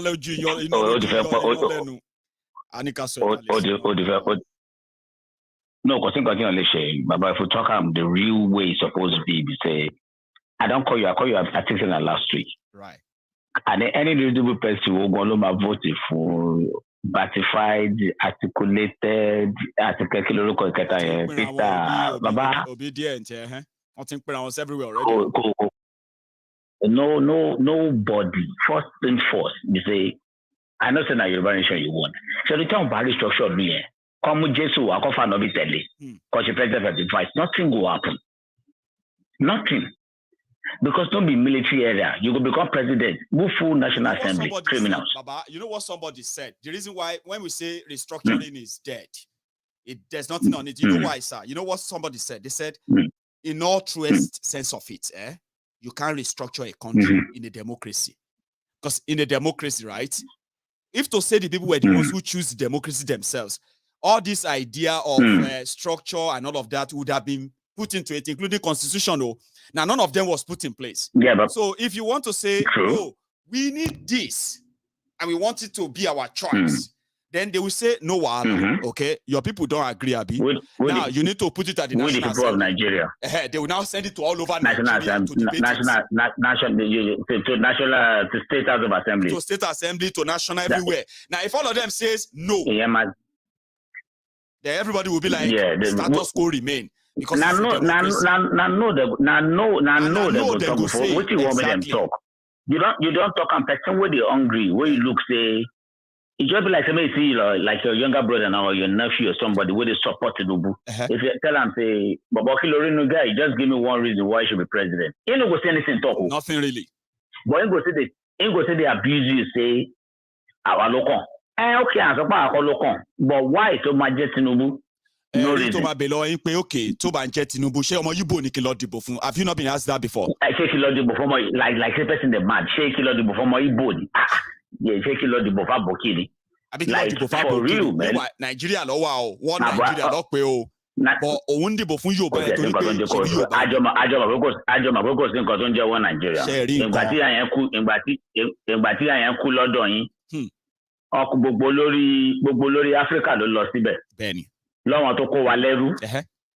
So you can use it as an example being pay wow. Make I tell you, Baba, I watch one documentary that they interview one British boy. No be boy, guys. They made them return those things with them. Yes, the things with them steal from Benin. They made them return them back. The guy said that one no go dey possible. Say how they go return them? But wanna kill them now. Yeah, he said that one no be the issue. Make I tell you something, Baba. Make I tell you something. You see this, me as a black man from Yoruba land, Africa and all that, to me, all those things where they put in their museum everywhere, including the gold, the diamond, everything, they then stole them from the colonies, then control. But do you know something? I have been living here in the last 10 years. Do you know that what they actually tell people here in the UK is that all those things, they were gifts of a mutual relationship and friendship. So that some of those things, you get that? Like in this country, and I've waited to tell them that. So if you see any British that's like, why are you angry? Why are you so upset? And you're like, they killed our forefathers. They stole our, they will say, no, they didn't. No, they didn't. No, they didn't steal it. Make a difference to them, or make a difference to the British people. Oh, yeah, now waiting, I know. Now waiting, I know some Nigerians should do. Now waiting, they do. Then give them, nobody want. You want to make a surprise to another one before you add everything, Baba. Make a surprise to another one, eh? You know what? You know their defense for slavery, eh? When people say they should pay reparation for what do you call it, slavery. They say, who we go pay? They say, who we go pay? Share the people, we capture their people, put them for cage, build cage for the next area, next to sea, waiting for us to come and buy. Are they the people that we have to pay? Or the people then capture? You know what I mean, Baba? Continue. I understand. Make I even break it down. Make I break it down into Nigeria. Nigeria alone. When we grew up in the 80s or early 90s too, they go tell you say a part of the country they even lost in ko omodowa. So we with the south. If your mama gets more money, one person, 1 year, made them go and buy bomb. They are good for us. I don't want mention. You don't say you get power. Because we I don't want mention. They go see this is not be black to black. This is Nigeria to Nigeria. They go say that they go Calabar. Even Yoruba to Yoruba, one lot of kishi. Elosun okay. Like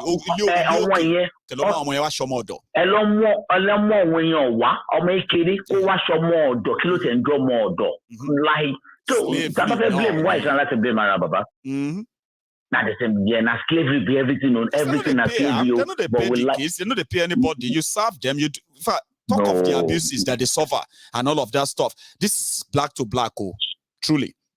Black to not even black to black, Niger to Niger. Niger to Niger. Yoruba to Yoruba. Yoruba to Yoruba.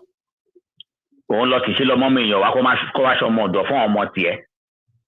To Batolini, oh no, the map more tier, Lola. It is what it is. Baba Maiyegun, I let other people talk about it. Thank you so much, Baba, for stopping by. I appreciate that. Nice one. Yes. So that's a brother from the US as well. I have another person on the line. Here we go. Hello there. Hello, sir. Yes, sir. How are you? Yeah, TJ from Boston, sir. TJ from Boston. Yes, my brother. About Ikpego, Alpha. I've been busy, no bad. Well, it's good to hear from you anyway. So, how are you, Baba? Yes. In fact, I've been watching every program. Not that I missed, even if I missed it, I know. I keep. Even my cousin in LA, we all usually discuss your program. Thank you. That if only Calabani, like 20 of you want to say the same thing almost every day, like maybe I'm at to conscientize a lot of people. Because problems are in Nigeria, like so, a few good men lower in Nigeria. A lot of people that could Benny, few good ones like you, like Fela, I want to man talk in sense. And thank enough that you are saying it to me when I'm still alive. Not when I'm gone, they will say, man, I was one of those who hated that guy, oh man, and he's dead now. Everything, you know what I mean? So thank you for saying that. Exactly. Yes, we have to start recognizing and honoring people like you, because thanks, generation I believe you are the same generation. Our parents watch Nigeria from 1960s. I mean, I keep telling people, it is the reality. Look around you. Stop promise one future. Is this the future they promise us? This is it. In fact, me and my own parents, story around Nigeria, I'm most of the time simply because in Chalati change mentality, old mentality, especially in Nigeria, Angu our Yoruba. Awolowo ṣe free education rather than kan dúró sórí irú system kan dẹ̀ maintain ẹ̀. Kò di bígbà tẹ́ pé ó ti di tradition wa gan sẹ̀ wá gbọ́. Kò sí ó jẹ́ military anything o. Don't tackle their free education system o. They will fight you by anything o. Don't touch it o. But irọ́ ni àwọn gan ló rùn yín ẹ̀. Àwọn product free education náà dẹ̀ ń rí yìí o. Àwọn ni commissioner, minister, honourable, all these thieves and here and there o. Are they not? Because they know when you are educated, you will be able to challenge them. That's the purpose. So, bá wà educated wa. Tí fi ẹ̀mí tó tún dẹ́rù bà mí nìyẹn. Over, okay, gbogbo àwọn tá a kàwé tá a lè sọ fún àgbẹ̀gbọ́ra àwọn ayé báyìí. Ṣé 20% population Nigeria. Now, why imagine àwọn tó tẹ̀ kàrà tí wọ́n mọ nǹkan tó ń lọ tán lè question tán tẹ̀ mọ bí government ṣe ràn. Even tó kàwé mi ò mọ bí government ṣe ràn. At all. Because kò sí quality education mọ́ wọ́n kàn mọ́ àbá aláwọn èèyàn wa ò believe pé ìjọba lè wà kó má ní kọ́bọ̀ kó má lówó wọn ò believe ẹ̀. How come?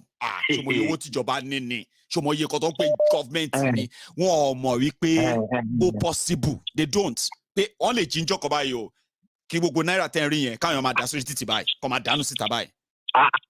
Ó ti ṣẹlẹ̀ sáwọn kan Zimbabwe gbogbo àrígbọ́yé fi pé náírà wọn ò ní value mọ́. Àwọn ti Nàìjíríà ò kí ń believe ẹ mọ̀ pé Nàìjíríà kì í believe nǹkan until tó bá ti ṣẹlẹ̀ tán. Venezuela wọ́n fi owó wọ́n fi káàṣì billions ní worth of bread ní Venezuela nsìn billions bí inflation wọn ṣe wọ́n fi owó wọ́n fún owó hun báàgì nsìn nígbà tó ò ní value mọ́ wọ́n ń da owó títí paper money mọ́ orí wọn pathway báyìí ní táwọn èèyàn dowó nù. Àwọn èèyàn kó mọ́ because kò ní value. One trash paper wọn ní Venezuela like epo làwọn náà bẹ̀rẹ̀ láìní lórí o tẹ́lẹ̀tẹ́lẹ̀ epo. Venezuela is one of the top exporters of crude oil in the world. Means tí epo wọ́n ti bàjẹ́ tí kò sí nǹkan ayé wọ́n ti bàjẹ́ mọ́ gbogbo bẹ̀. Now the same thing máa ṣe fún wa. Now ọ̀gbẹ́ni tó sọ̀rọ̀ lẹ́ẹ̀kan ẹ̀ mo ti máa ń sọ kí ni ẹ̀ ti fẹ́ culture servitude culture ká máa fèèyàn ṣẹrú ó pọ́nmọ̀ ní àárín àwọn èèyàn dúdú. Kọ́ máa pe ọmọ pé ó wá kọ́ṣẹ́ mechanic 2 years òun ló máa fọṣọ ọ̀gá òun ló máa róúnjẹ fún kò tí ní mọ bó ṣe ń tú fánà. ló máa ṣe back and forth. Bẹ́ẹ̀ni ẹ̀yin ọmọ ọ̀dọ̀ lásán tẹ́ sọ̀rọ̀ ẹ̀ lẹ́ẹ̀kan ẹlòmíà máa lu ọmọ ọ̀dọ̀ bí ẹni pé ìgbà ẹrú tó ń ṣe ní Amẹ́ríkà wọn lu ọmọ yẹn bẹ́ẹ̀ yẹn. So I do not understand why we are like that. Òótọ́ ni ṣe gbọ́n pa ogun kan pé wọ́n ja major war fún ìdásọ sí fíìmù tó ṣe ń sìn táwọn women tí wọ́n jà ní Agodi ní Benin tó ń fọ́ọ̀mù resistance mélòó la gbọ́ ní ilẹ̀ Yorùbá pé ẹ má wàá kó àwọn ọmọ wa ń bí o. Kò sáwọn fún ọ lọ ń kọ́ àwọn ọmọ wa fún mi. Àwọn gan ni wọ́n ń kọ́ àwọn ọmọ wa lọ fún wọn bẹ́ẹ̀ ni. Wọ́n ṣe trade ní àmọ́ àwọn tó sì wà tó jẹ́ family prominent top benefit. Orúkọ àwọn ológun ẹrú kìíní kan gbá kìíní kan àwo ó ti yẹn sì tó yẹ pé owó ẹ̀sà nígbà tí mo ka history end of slave trade yẹn àti bí àìmọye àwọn African kings slave traders bó ṣe di pé ó dùn wọ́n gan ó yẹ yín sìn ìkanra yẹn lọ wọ́n ta gbogbo àwọn ẹrú tó lè tà ní bí kéèyàn ta odindi èèyàn oyè kẹ bí tó yẹ kẹ ti gba bí 20 naira lórí èèyàn kan oyè yín sì ká kó bí èèyàn bí 5 ẹgbà 20 naira bẹ́ẹ̀ já máa kó wọn lọ wọ́n kàn rú gbogbo àwọn èèyàn wa yẹn wọ́n kàn rú gbogbo wọn ó di South America ni ó di gbogbo àwọn ọ̀nà ọbẹ̀ yẹn ó ti yẹn. èèyàn kan nígbà tẹ́mi náà kà wọ́n ń fún èèyàn 100 á ti gba mirror á ti gba gunpowder. nígbà tó di pé ó ti kùtà àwọn òyìnbó ò rà mọ́ àwọn tó dẹ̀ lè ra wọn ọ̀nà ibi tó ń kó wọn lọ ó ti ń sìn wọn tẹ̀lé kí ẹ ṣáà kó wọn ẹ̀kọ́ ẹ máa kó wọn lọ èèyàn tó kó sí kéèjì létí omi ní gbogbo Áfíríkà. ṣé kò ń ṣe kọ́ọ̀sì kìíní yẹn lóyìn bá wa jà tó yẹ pé àwa gan máa faragbá òun ìlú faragbá yìí o ọ̀nà àwọn tó bá ṣì wà ní Nàìjíríà o. I can't believe that because mentality yẹn ò change bọ̀rọ̀ àwọn èèyàn nífẹ̀ẹ́ ara wọn débi pé wọ́n á lè call out injustice wọ́n á lè call out ìwà àbàjẹ́ báwo làwọn èèyàn ṣe máa lajúlẹ̀ tẹ máa ta ọmọ yín òyìnbó ò ṣe rí wọn ta ẹrù ara wọn lẹ́rú ní modernity òyìnbó mélòó lẹ rí ìran ẹ̀ láfíríkà báwa lọ mú wọn lẹ́rú wá síbí àwọn wọ thousands of miles lórí ọkọ̀ onígi tó ń ṣe ọkọ̀ pákó tó ń ṣe ọkọ̀ propeller vẹ́sù ńlá ọkọ̀ pákó gbágimọ́gi gbogbo ẹ̀ gbogbo dínú omi àgbàlagbà. tẹ́nìkan bá gbó kọ́kọ́ gbẹ́ ìṣó sí ó máa rìn ní etí bábìsì Badagry yẹn wọn ò ní lè padà kọ́kọ́ gbẹ́ ìṣó sí ó rìn ní ọdún yẹn lọ́hùn. bẹ́ẹ̀ni. tó nílé bí wọ́n ṣe ṣe sọ́mìnà òótọ́ ni o àwọn èèyàn collaborate àwọn èèyàn dẹ̀ ta àwọn ọkùnrin now ẹ wá wọ́ndà báwọn èèyàn bó ṣe ń tì tiwọn.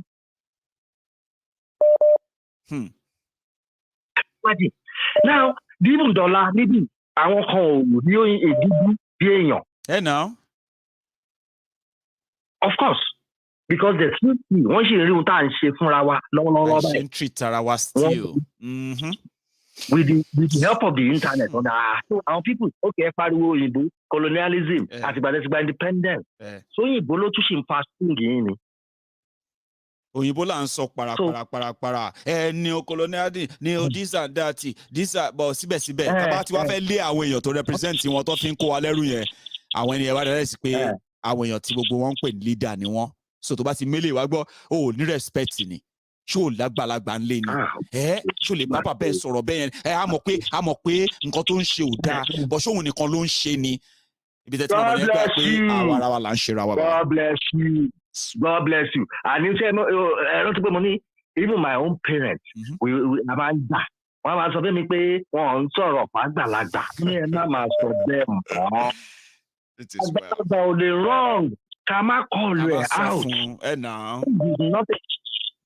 Age is nothing. Kábíyèsí táwọn ọmọ ṣe kábíyèsí tó ní dìde lọ sí police cell kó lọ gba àwọn ọmọ tí wọ́n ti lé ọ̀gbọ́n sí. Kí láti bẹ̀ ṣe é?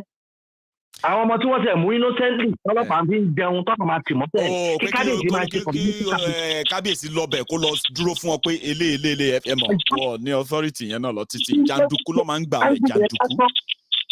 bẹ́ẹ̀ni injustice angle yẹn lásán tiẹ̀ lọ́lẹ̀ tí kábíyèsí ò ní gbà o ẹ má jẹ́ ká máa kó àwọn ọmọ anyhow maybe area yẹn àwọn tó tà pé leader wọ́n á ti máa bá wa fẹ́ǹsì àwọn ìwà ìbàjẹ́ kéékèèké á ti wá di culture pé tabari kábíyèsí tó ń ṣe gbogbo Look at it, Baba.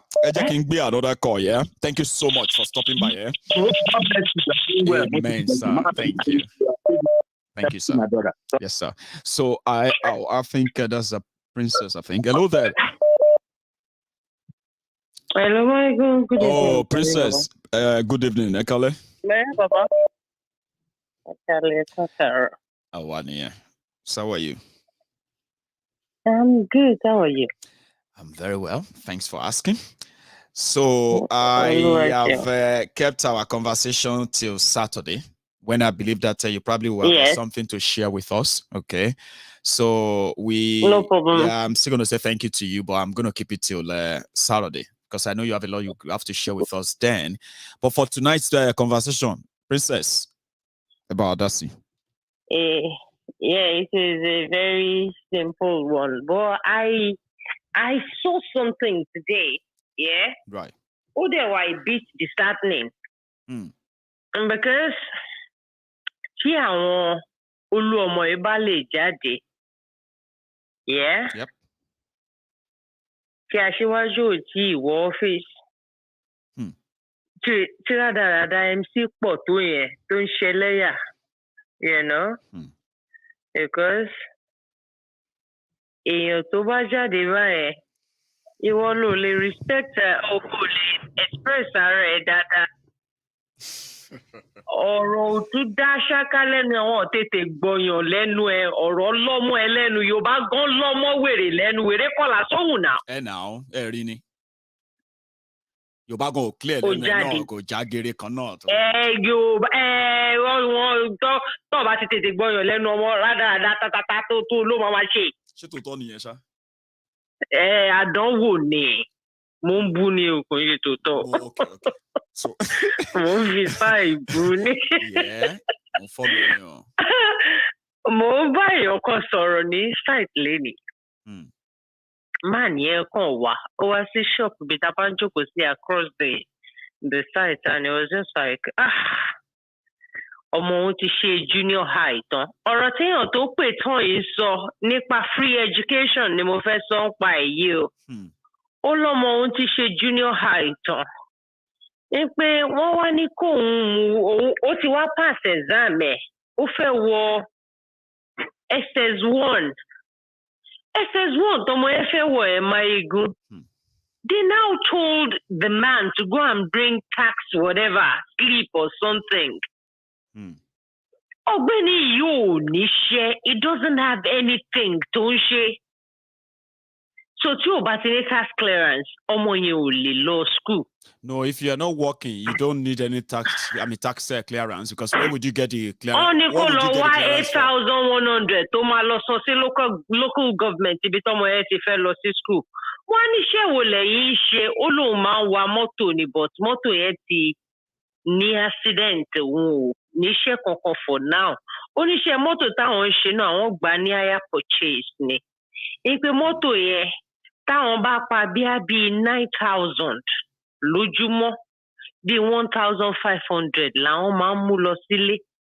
Mo ní báwo lè máa pa 9,000 ó ní àwọn agbèrò ìyẹn àwọn MC wọ́n á gba 6,000 naira nínú ẹ̀ for the whole day. Wow. Ó láwọn kan máa gba 2,000 or something àbí 1,000 1,500 ṣá ló máa bá wọn lọ́lé at the end of the day. Àwọn dẹ̀ máa san àwọn máa san 4,000 wọ́n máa san 4,000 owó delivery. Àwọn ẹ̀sẹ̀ àgbà 6,000 more than 9,000 ló pọ̀ yẹn dẹ̀ àwọn á mú 1,500 lọ sílé. Bóyá explain fún un ní mọ́tò yẹn gan ti wá bàjẹ́ báyìí. Mo wá ní ṣé bẹ́ẹ̀ ṣe wà yìí ṣe fi hàn pé ohun tó ń ṣe yẹn ó normal ó tẹ́wọ́ majority àwọn people yóò mọ̀ ń pé Maiyegun olójú kan ló máa ń jọba nílùú afọ́jú. Àwọn èèyàn mọ̀ pé ohun tí ìjọba ń ṣe fún wọn yẹn ò right. Tí a bá máa sọ fún wọn pé kíní yìí ò dáa o tẹ́ bá yọ pé lójú ẹ fi hàn pé nǹkan tójú ìṣe ò dáa wọn ò mọ̀.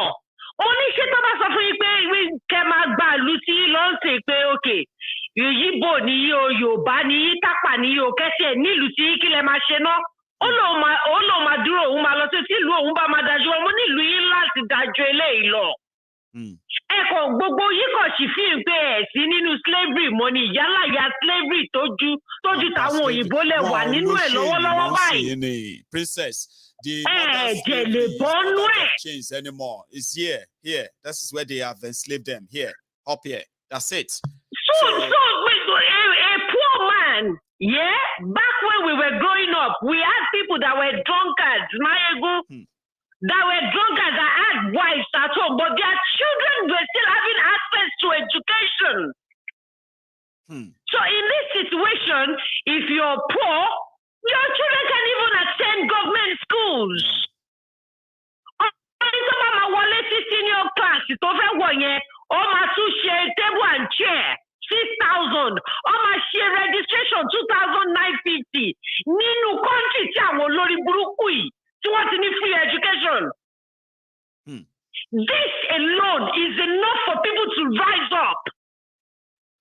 Tó bá rí owó jí tó fi rán wọn ní private school. You don't know what is going on with the people tí wọ́n rán. Báwo ni 90 million ló ṣe níwà out of school Maiyegun? School gangan ló ti ní wọ́n lára.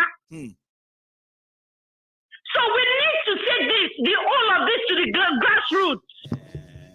I will stand in front of anybody and say anything. I will do that. So we need to take this to the grassroots and let them know. Ẹ̀tọ́ yín rèé, ihun tí ẹ dúró fún rèé, ihun tí ẹ jókòó fún rèé, ohun bí tó ti ní yín lára rèé, báwo lẹ ṣe fẹ́ gbowó lọ́wọ́ ẹni tí ò ṣiṣẹ́, tí ò bá kàwé, tí òòpù ti tọ́ fún, ṣé kọ́mọ ẹ̀ náà tún máa wúlò ni? Tàbá sọ pé ẹ ti fàyè yín tún tí wọ́n ṣe, àwọn ọ̀dẹ̀ sàǹgbẹ́tọ̀kọ wọ́n á máa rò pé ẹnu wa mú jù ni. Ayé àwọn ọmọ yìí mò ń sọ fún yín sí ayé àwọn ọmọ yìí ẹ ti fi tún tiwọn náà ṣe ẹ ti fi tún tàwọn màmá ṣàlí ti kúrò ń bẹ ẹ ti tè darí ẹ bẹ̀rẹ̀ sí ní sí ṣàlí náà Kọ́ bẹ̀rẹ̀ sí ní sin àwọn Charlie náà, àwọn tó pọ̀ lè ní wọ́n. Àwọn tó pọ̀ lè ní wọ́n tó rìn káàkiri tó ń ṣorí burúkú káàkiri ayé. Ẹ ṣe Manaki, ẹ ṣe Faraki, ẹ ṣe Mákíákí, ẹ̀yin olórí burúkú àwọn oníyẹ̀yẹ́. Táwọn yẹn bá ṣe tiwọn fún wọn lọ́hùn, àwọn tí bí náà ń jó wọn láti pùrọ̀ ń bí wọn ò jẹ́ kí ọ̀kọ́kọ́ ráyè ṣe bí báyìí. Má tẹ̀lọ́gbẹ́ ni ẹ lọ sí skul ọmọ ẹ lọ́la o. Ẹ jẹ́ àmọ̀ nǹkan tó bá bá dé afterward anyway. Máa wèrè ń bẹ̀.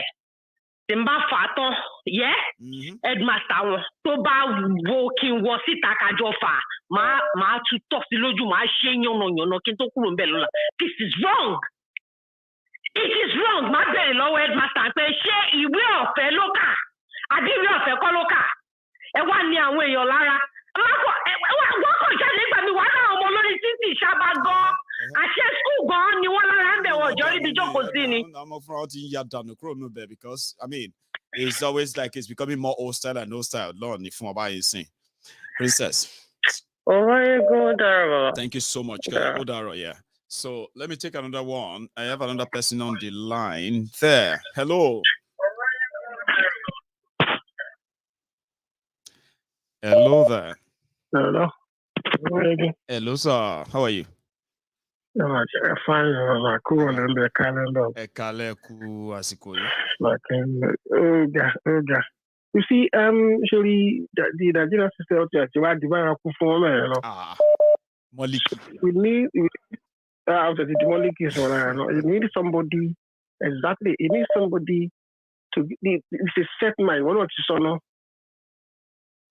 the mindset is just that. It's just what is shaped by the the attitude about fight. Okay, I'll give you one instance. Yeah. In that my daddy built a house in Lhasa. We used to draw the bus from Alasia to Moshi. Right. Now, from that, I think what I'm saying is about I'm talking about in the 90s, right? Early 90s, yeah. We put a bus from there. Early 90s, we put a bus from Lhasa, Alasia, so to Lhasa to Moshi rather. When I got back to Nigeria, I'm only going to scrap with bus stop. There's a bus stop before you get to Alasalatu. Okay. And these boys were collecting money. I said, what money are you collecting? I was sitting at the front as it was. You know what the driver did? He just kept quiet. The driver just kept quiet. Why are you fighting? So at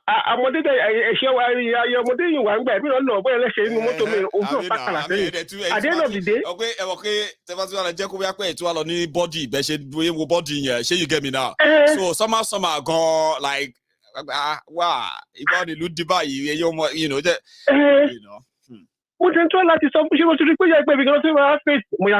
so you tell me that kind of story. Our passenger ma sọ pé file ẹ file jàre ẹ jẹ́ kó fún wọn ṣe ń gbà nìyẹn má dá exactly. So now another thing, this idiot that's a pé kiri tó bá rí ṣe èyí tó ń ṣe driver yẹn gan, what they did was tó bá ti dé bus stop tó bá fẹ́ ṣe ẹjọ́ yà gbé fún kejì wọ́n wà pa. Ìyá náà lọ wá sí àkànṣe bó ṣe wù ẹ́ tó bá. Àwọn náà ń ṣe ẹ̀ńtọ́mpìtì lọ títí because tẹ bá rí Diona tó gbé gbogbo mọ́tò yìí fún wọn náà àwọn Diona tó ti develop hypertension ló pọ̀ jù. So ó dà pé frustration yẹn from one angle to another kẹ́bọ̀dì ṣàkó para wọn dànù sí ìjọba lọ́rùn yìí náà. Ó ṣàkó dọ́pọ̀. So ó ti wá sọ wá bí ti yẹ pé àwọn náà ò níṣẹ́ ibẹ̀ ló ti ń jẹ. So, and to my shaking Mamurago. Now, last time I went to Nigeria, I was trying to look at one of the MCO don't shoot, don't shopping complex. According to what I heard, because I do little studies. The guy has made a lot of money. This guy was paying government. Baba. Of course, big money, big time money. They said that Lagos State government generates over 500 billion a year, right? Do you know the other one? They did the research on Baba. They did the research on the money they collect from this bus stop market and everything, right? They came back and they said these guys are making like right, every day they are making more than 200 million naira. When they did all the estimate and everything, Agberos alone, they are raking in over 219 billion naira a year. Baba, that's billions I'm talking about here in the hands of some few people and their godfathers. So just imagine what they can do. Is there anything they can't do? Is there something they can't do with that money? Yeah, they are. There's a lot they can do with the money.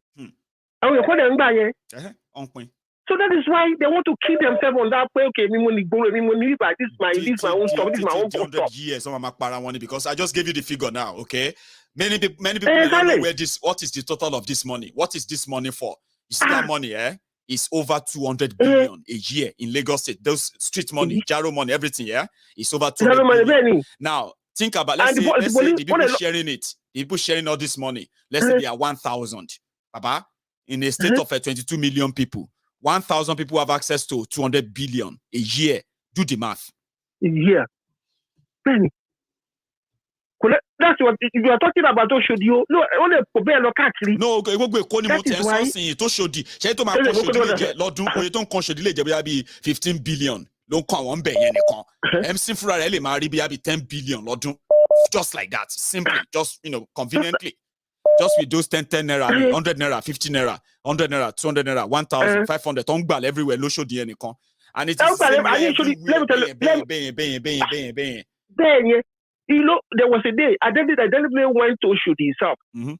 Lucky If you are saying for instance, people I want to was say to come at goose, I want you to come at goose for so my point the Bode Shagamu.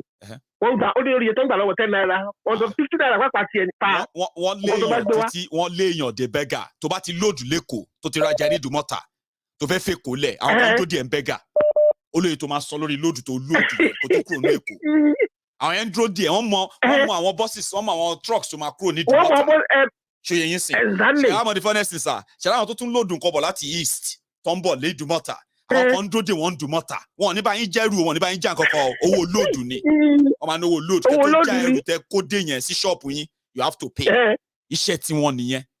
And that is the society. Something that you living in New York, living in America or anywhere. Those are strange things. A lot of things going to be changed. It's my set and that in one bed. Forever. You know, boys don't say but problem if we seriously. And now on the Boko Haram titiwa, sharing about access to Oyemo, trust me, Baba. Politicians created Boko Haram. Politicians brought in Fulani terrorists. Okay, so if they cannot satisfy them, we will become the commodity they will have to trade in. Baba? And it's getting to that level now. Because I want people that are getting fed up.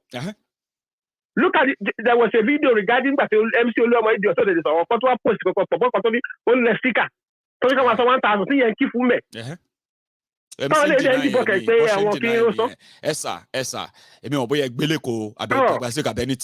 Normal she won't be anybody kó lọ sí any garage anywhere leko chengbo mi sin anywhere leko kó lọ sí any garage kó lọ gbé poster kan kó no fẹ́ àbí sticker anything kó no fẹ́ fi gba owó anywhere show possible like approve on people in bell elle walk it to you ko sticker dání kẹ́ lọ sara boss kẹ́ lẹ sticker e ka so 500 1,000 show possible okay possible time will tell. One more sorry, we have a problem with this guy, and definitely they are trying to what he say. It's a matter of time. It's a matter of time. Yeah.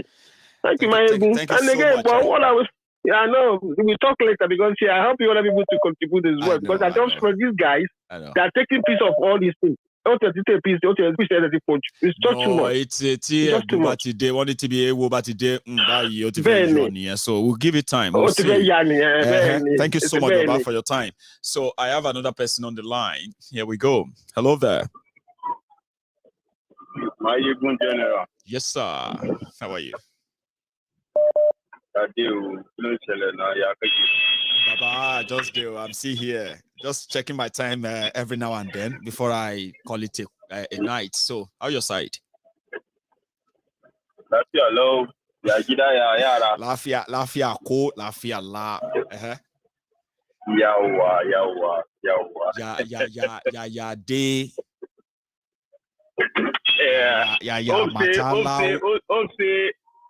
Hope say you self, nobody they black name you. Oh, they black name me, Bagbe Ahmed. Oh, they black name you. Oh, Bagbe, anything you want to do, anybody, anywhere, they black name me. I know my name. Okay, Ahmed. Present, Atoliloni. Say you get, whether you like it or not. So you see, as you must present. Do you get me now? So, anything to buy when you can saw. Immediate support as you must present.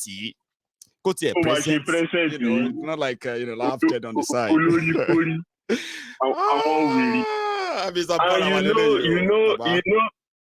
Maiyegun, all those Yoruba actors, they are affiliated to this MPP.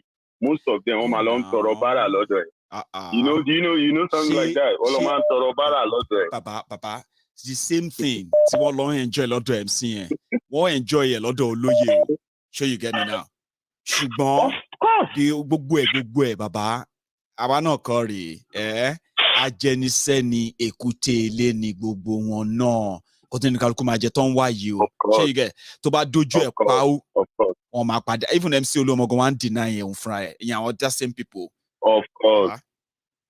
There was one thing I think is it Princess? She said if MC Oluomo wants to know his what. Lọ́dọ̀ Tinubu kó lọ béèrè lọ́dọ̀ Tinubu kó lọ tọrọ ọmọ ẹ̀ pé òun fẹ́ fẹ́ ọmọ Tinubu lọ́wọ́ Tinubu then that's when he will know his worth. And he will know that he is worthless there. Exactly. Yes, but as it is now ó ń ṣorí kórí ni ó ń ṣorí búkà kiri ni. You see that same nonsense that they do. You see in the north we have all these, we call them Endaba. I was going to ask, and I'm glad that you called in, okay? Yeah. Because to me, I know more about the South, all right? And I know the atrocity of this, we call them Agbero in Yoruba land. I don't know what they call them in eastern part of Nigeria, but they are there too. They are everywhere. But the only difference between Agbero in Yoruba land, especially in Lagos and Agbero in those places is that most of those places, right, they are not really affiliated with politicians or godfather that continue to kind of empower them, like they are like above the law and all that. Not anywhere else except Lagos. The kind of immunity that Agberos enjoys in Lagos, nowhere else in southern Nigeria they enjoy that. Nowhere else. I stand to be corrected though. But tell me about those ones in the north. They have a name. You see, Maiyegun, what we call them is like Endaba. And Endaba is just those those ones that just hold those rasta, which like the politicians also use. Touts, Yendaba, all those kind of things. Not like a garage where they are in the garage, where they are not like garage, money or streets everywhere. No? No, those ones are different. I think the ones that are like MC Oluomo and Co, I think they like maybe the Yaran Garage or something like that. I think there's a name for them like that. So what I want to say about them is, right. You see, most of those children, those are the ones that they thought they use. You see, let me make example of this guy, Konkoso. There was a certain time people like Konkoso, Danjuma, Goje, if they are moving, first of all, you will see in front of their convoy, you will first of all see like a buses. And those buses, the people that filled up in that buses, I want thugs here. You will see them with long, all those kind of, all those Ora, all those Sawachi, all those kind of mad weapons. Okay. Yes, you will see them in those buses. So those ones go ahead first. Then you will ahead first. Then you now see the convoy in the middle. Then now police will come day back, escort of the governor, and go day back. Anybody that knows the convoy of Danjuma Goje, people like Konkoso, then will verify, will understand what I am saying.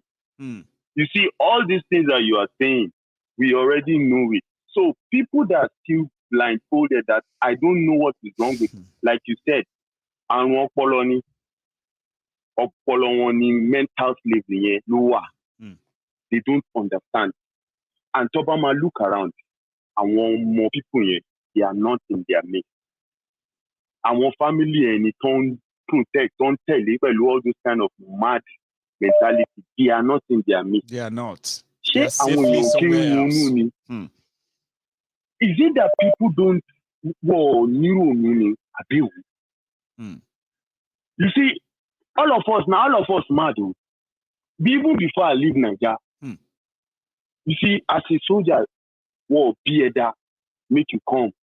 Say Martin you be soldier. The moment they see the sign on you, I don't know what's happen. No matter how mad that will be, even if you be me will be like tiny like this, me with the janjalo like this, if they see a sign that in my body, even if I'm not dressing like soldier or anything, Agbero as mad as they are, if they see the sign that soldier new, like they will just automatically just like behave. So normally now those ones will pass their boundary, Baba. That mentality, that mentality, living Nigeria, it has exposed one to a lot of things. But anytime where I go back that country, I must do like they do. If you know what somebody said, bro, if you don't do like they do, I mean, you know what somebody said, yeah? You know what somebody said? Somebody said, yeah, how come that when all of us, when we where we are living, right? When we go back to where we are living, we behave normally. We obey the law. We do this, we do that, okay? But when we come to Nigeria, that we don't want to obey this and that. And some people usually use that line, okay, to kind of, rebuke the returnees and all that, okay? Get that? I answered that person at some point. I said, listen, come. Do you know why those who lived outside Nigeria obeyed the law and the rest of that? And when they are in Nigeria, why it seems that they don't obey your law and the rest of that, some of you have acknowledged. I said, when I'm going to London, right, from the airport, right, to where I'm going to get my taxi to leave the airport, everything is there, and I'm not going to see anybody trying to use his position to extort me. But when I get to Nigeria, right there from the airport, right, is where I'm going to start witnessing all of the lawlessness. All sort of madness. All sort of lawlessness. To the point that it tells me right away, I am in a lawless place. And you know, in Nigeria, every abnormal thing is normal. Yeah? It's normal. So, you want to say something there too? Go on, Ahmed. So, the moment you land in Nigeria, you go carry that mentality put. Because if you say you won't behave normal, oh my goodness, what will frustrate you? They will frustrate you. Take advantage of you, and they don't see anything wrong in that. They will take advantage of you, and they don't see anything wrong in that. So, Emil, this is the system, this is how it is, this is how it works. Then if I go there, I will make use of the system. So but there are some things that I will not do. Activate your own alertness. Like if you try nonsense with me, I don't want to, Yes, but there are some things that you will not do, like oppressing people. But there are some people that, like police, up to tomorrow, even this one where I still go back, I still Charles Moniwa, because you see, say, Moko, Martino, no, I go beat you.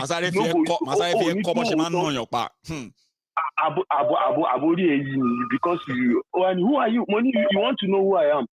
I'm nobody, but I will beat you. You know, there's one thing. If you start threatening police, if you threaten police, you go to say, it be like, say, na somebody, you make I just relax down.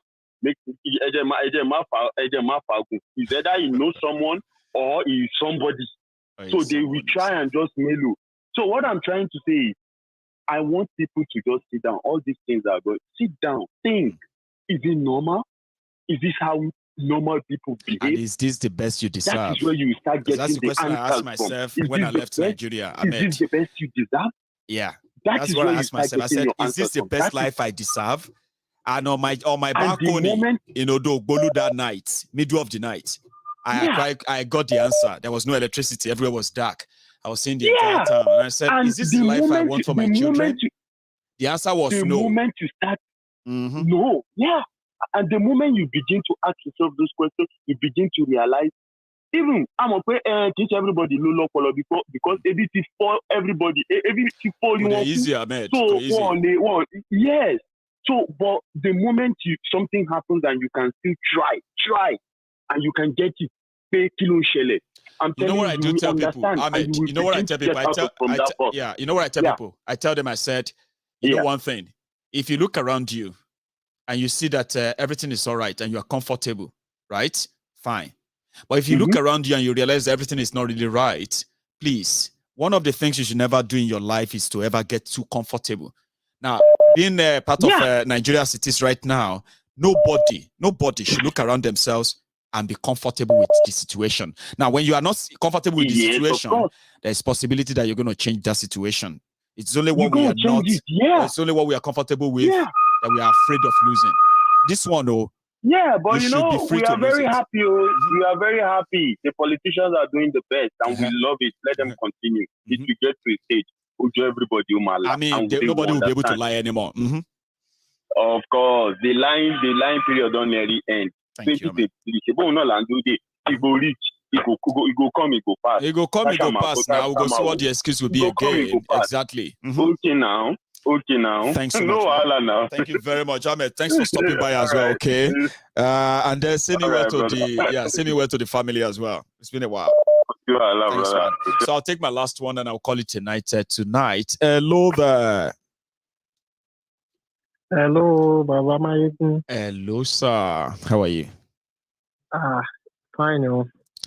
First time caller, Nimio. Oh, the first time caller. The first time caller, anyway, but thank God you mentioned just now. So it's good to have you. Your name, sir? Yeah, Taiwo, that's Canada. Taiwo from Canada. I've got second Taiwo now, so good enough. One from, it won't tell me, but now another one from Canada. So how are you, sir? Thank you so much. Yeah, Eshegon, really, really appreciate all you have been doing. Thanks so much, too, for the support. Deliver ignorance in Nigeria. Well, I need Baba. Deliverance, even got me go back me day for too long ago. If me gonna join ignorance team, that's why I have to keep talking. Yeah. Thank you so much, Baba. Follow Maiyegun in 2012 or 2011. So, but our underground, silent watchers. Thank you. Yeah. Thank you. Anyways, okay,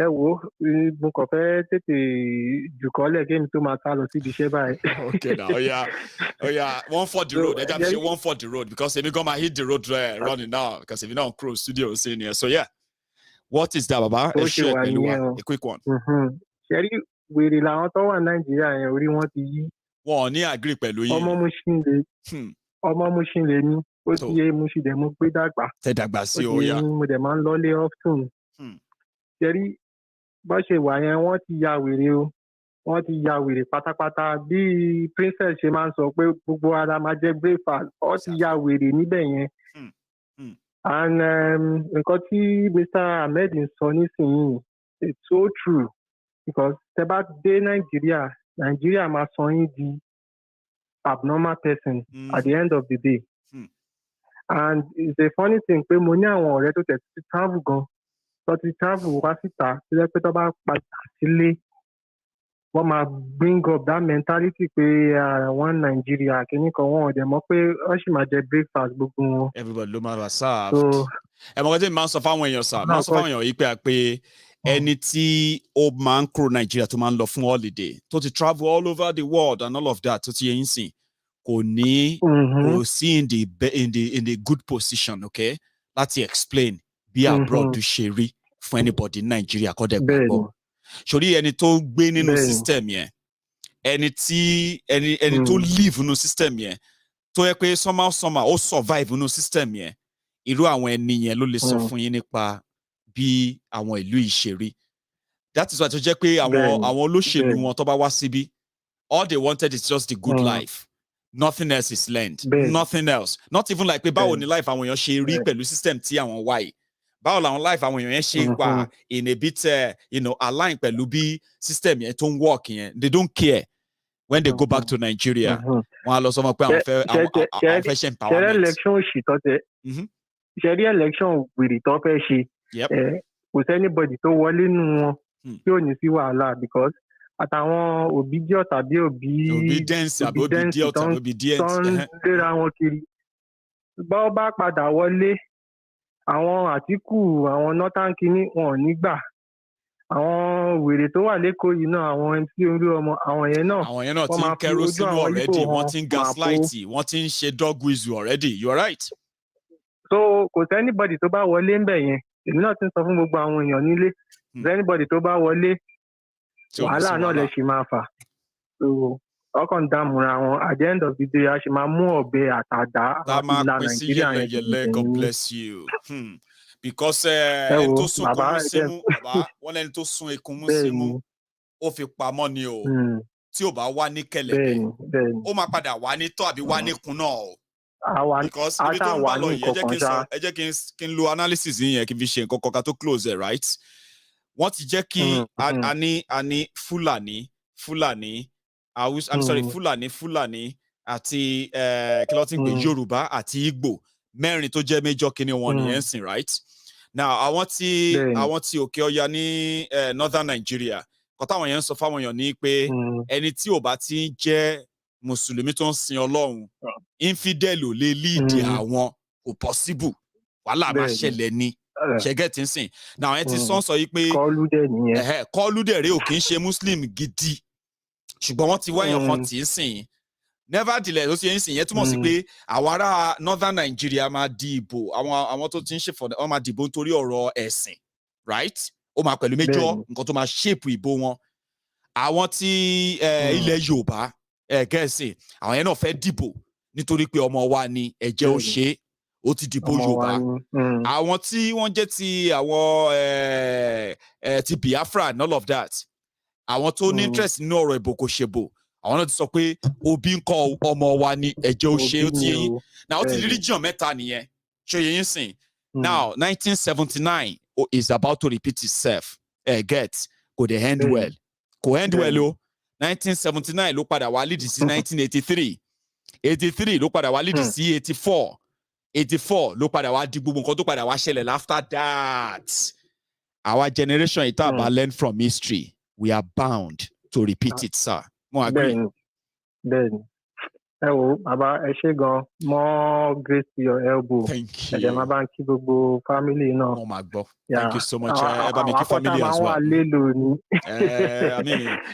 Bọ̀tà bá gbórí wá sí Scotland máa text yín.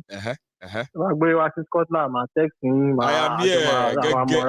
Gẹ́gẹ́ ni bàbá wà láàfin aláàfin orí ibì kan lọ́rọ̀ tèmi ń bí yìí o Glasgow mo wà mi ò dẹ̀ relocate mi ò dẹ̀ ní dream anybody tó bá ní stop over tó bá gba Glasgow kọjá tọ́lọ́ bá sọ pé bóyá pé kí ni pé mo máa ní lọ́ọ̀kì láti meet yín o ẹ̀yìn tí ẹ̀ ṣàmì wò náà mi ò kúrò bí o ibi mo wà o. Nice one babo thanks so much. Bàbá àjọ kan la mọ̀ ọ̀dẹ̀ ní Maiyegun general. Ó yá kò pé méjì ẹ̀ kọ́. Nice one thanks so much all the best for today baba all the best. So is off to work, Taiwo, and that's what we're going to call it a night. I wish we could spend more time together tonight, okay? Thank you for your time.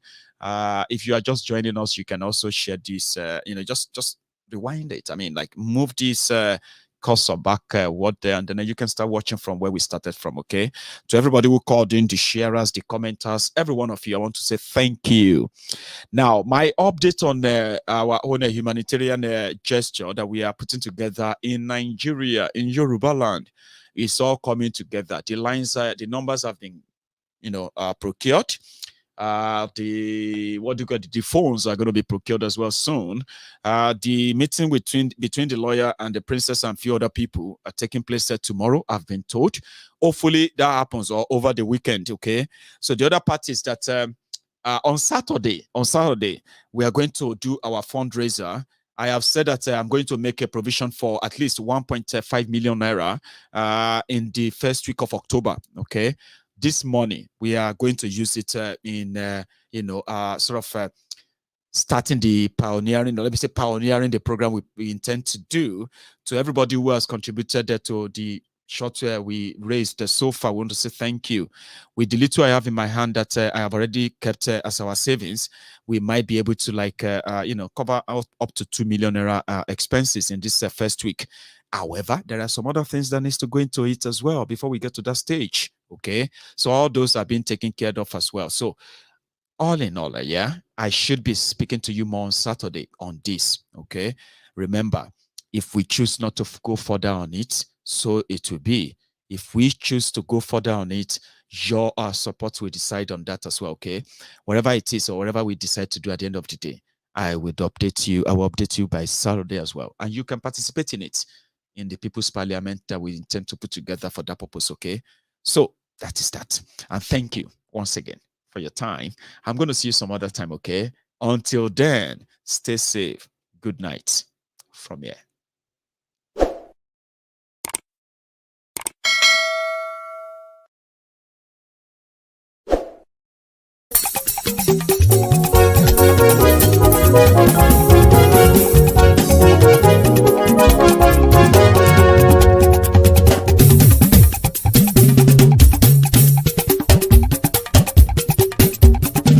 Maiyegun làwa mọ̀ làmọ̀ tó dòdòdò.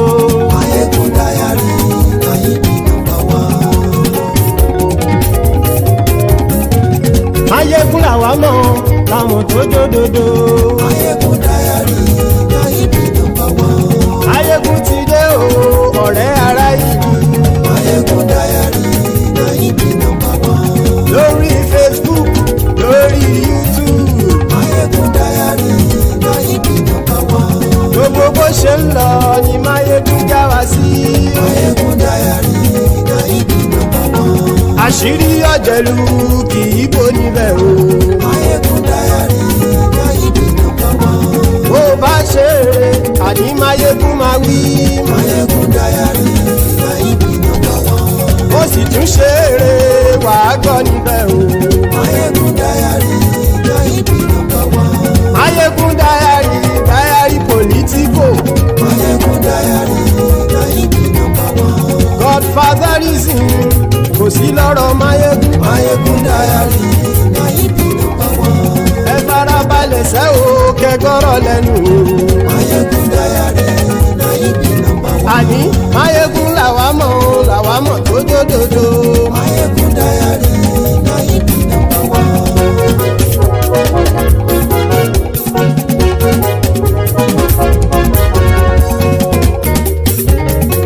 Àní ẹ̀sùn ràkì. Maiyegun ti dé. Maiyegun ti dé. Ọ̀jẹ̀lú ẹ̀sùn ràkì. Maiyegun ti dé. Àní ẹ̀sùn ràkì. Maiyegun ti dé. Lórí Facebook. Maiyegun ti dé. Àní ẹ̀sùn ràkì. Maiyegun ti dé. Lórí YouTube. Maiyegun ti dé. Àní ẹ̀sùn ràkì. Maiyegun ti dé. Bọ́ bàbá gbé wúrẹ́. Maiyegun máa wí. Àní ẹ̀sùn ràkì. Maiyegun ti dé. Ijó ìgbádìyẹ. Maiyegun máa wí. Àní ẹ̀sùn ràkì. Maiyegun ti dé. Bí pẹ̀sìdó bá rúfin o. Maiyegun máa wí. Àní ẹ̀sùn ràkì. Maiyegun ti dé. Bí gómìnà kówó jẹ. Maiyegun máa wí. Àní ẹ̀sùn ràkì. Maiyegun ti dé. Ọlọ́pàá ti ń darí bá. Maiyegun máa wí. Àní ẹ̀sùn ràkì. Maiyegun ti dé. Aṣòfin tí ń rúfin o. Maiyegun máa wí. Àní ẹ̀sùn ràkì. Maiyegun ti dé. Òpùrọ́ olóṣèlú. Maiyegun máa wí. Àní ẹ̀sùn ràkì. Maiyegun ti dé. Ọ̀jẹ̀lú ẹ̀sùn ràkì. Maiyegun ti dé. Àní ẹ̀sùn ràkì. Maiyegun ti dé.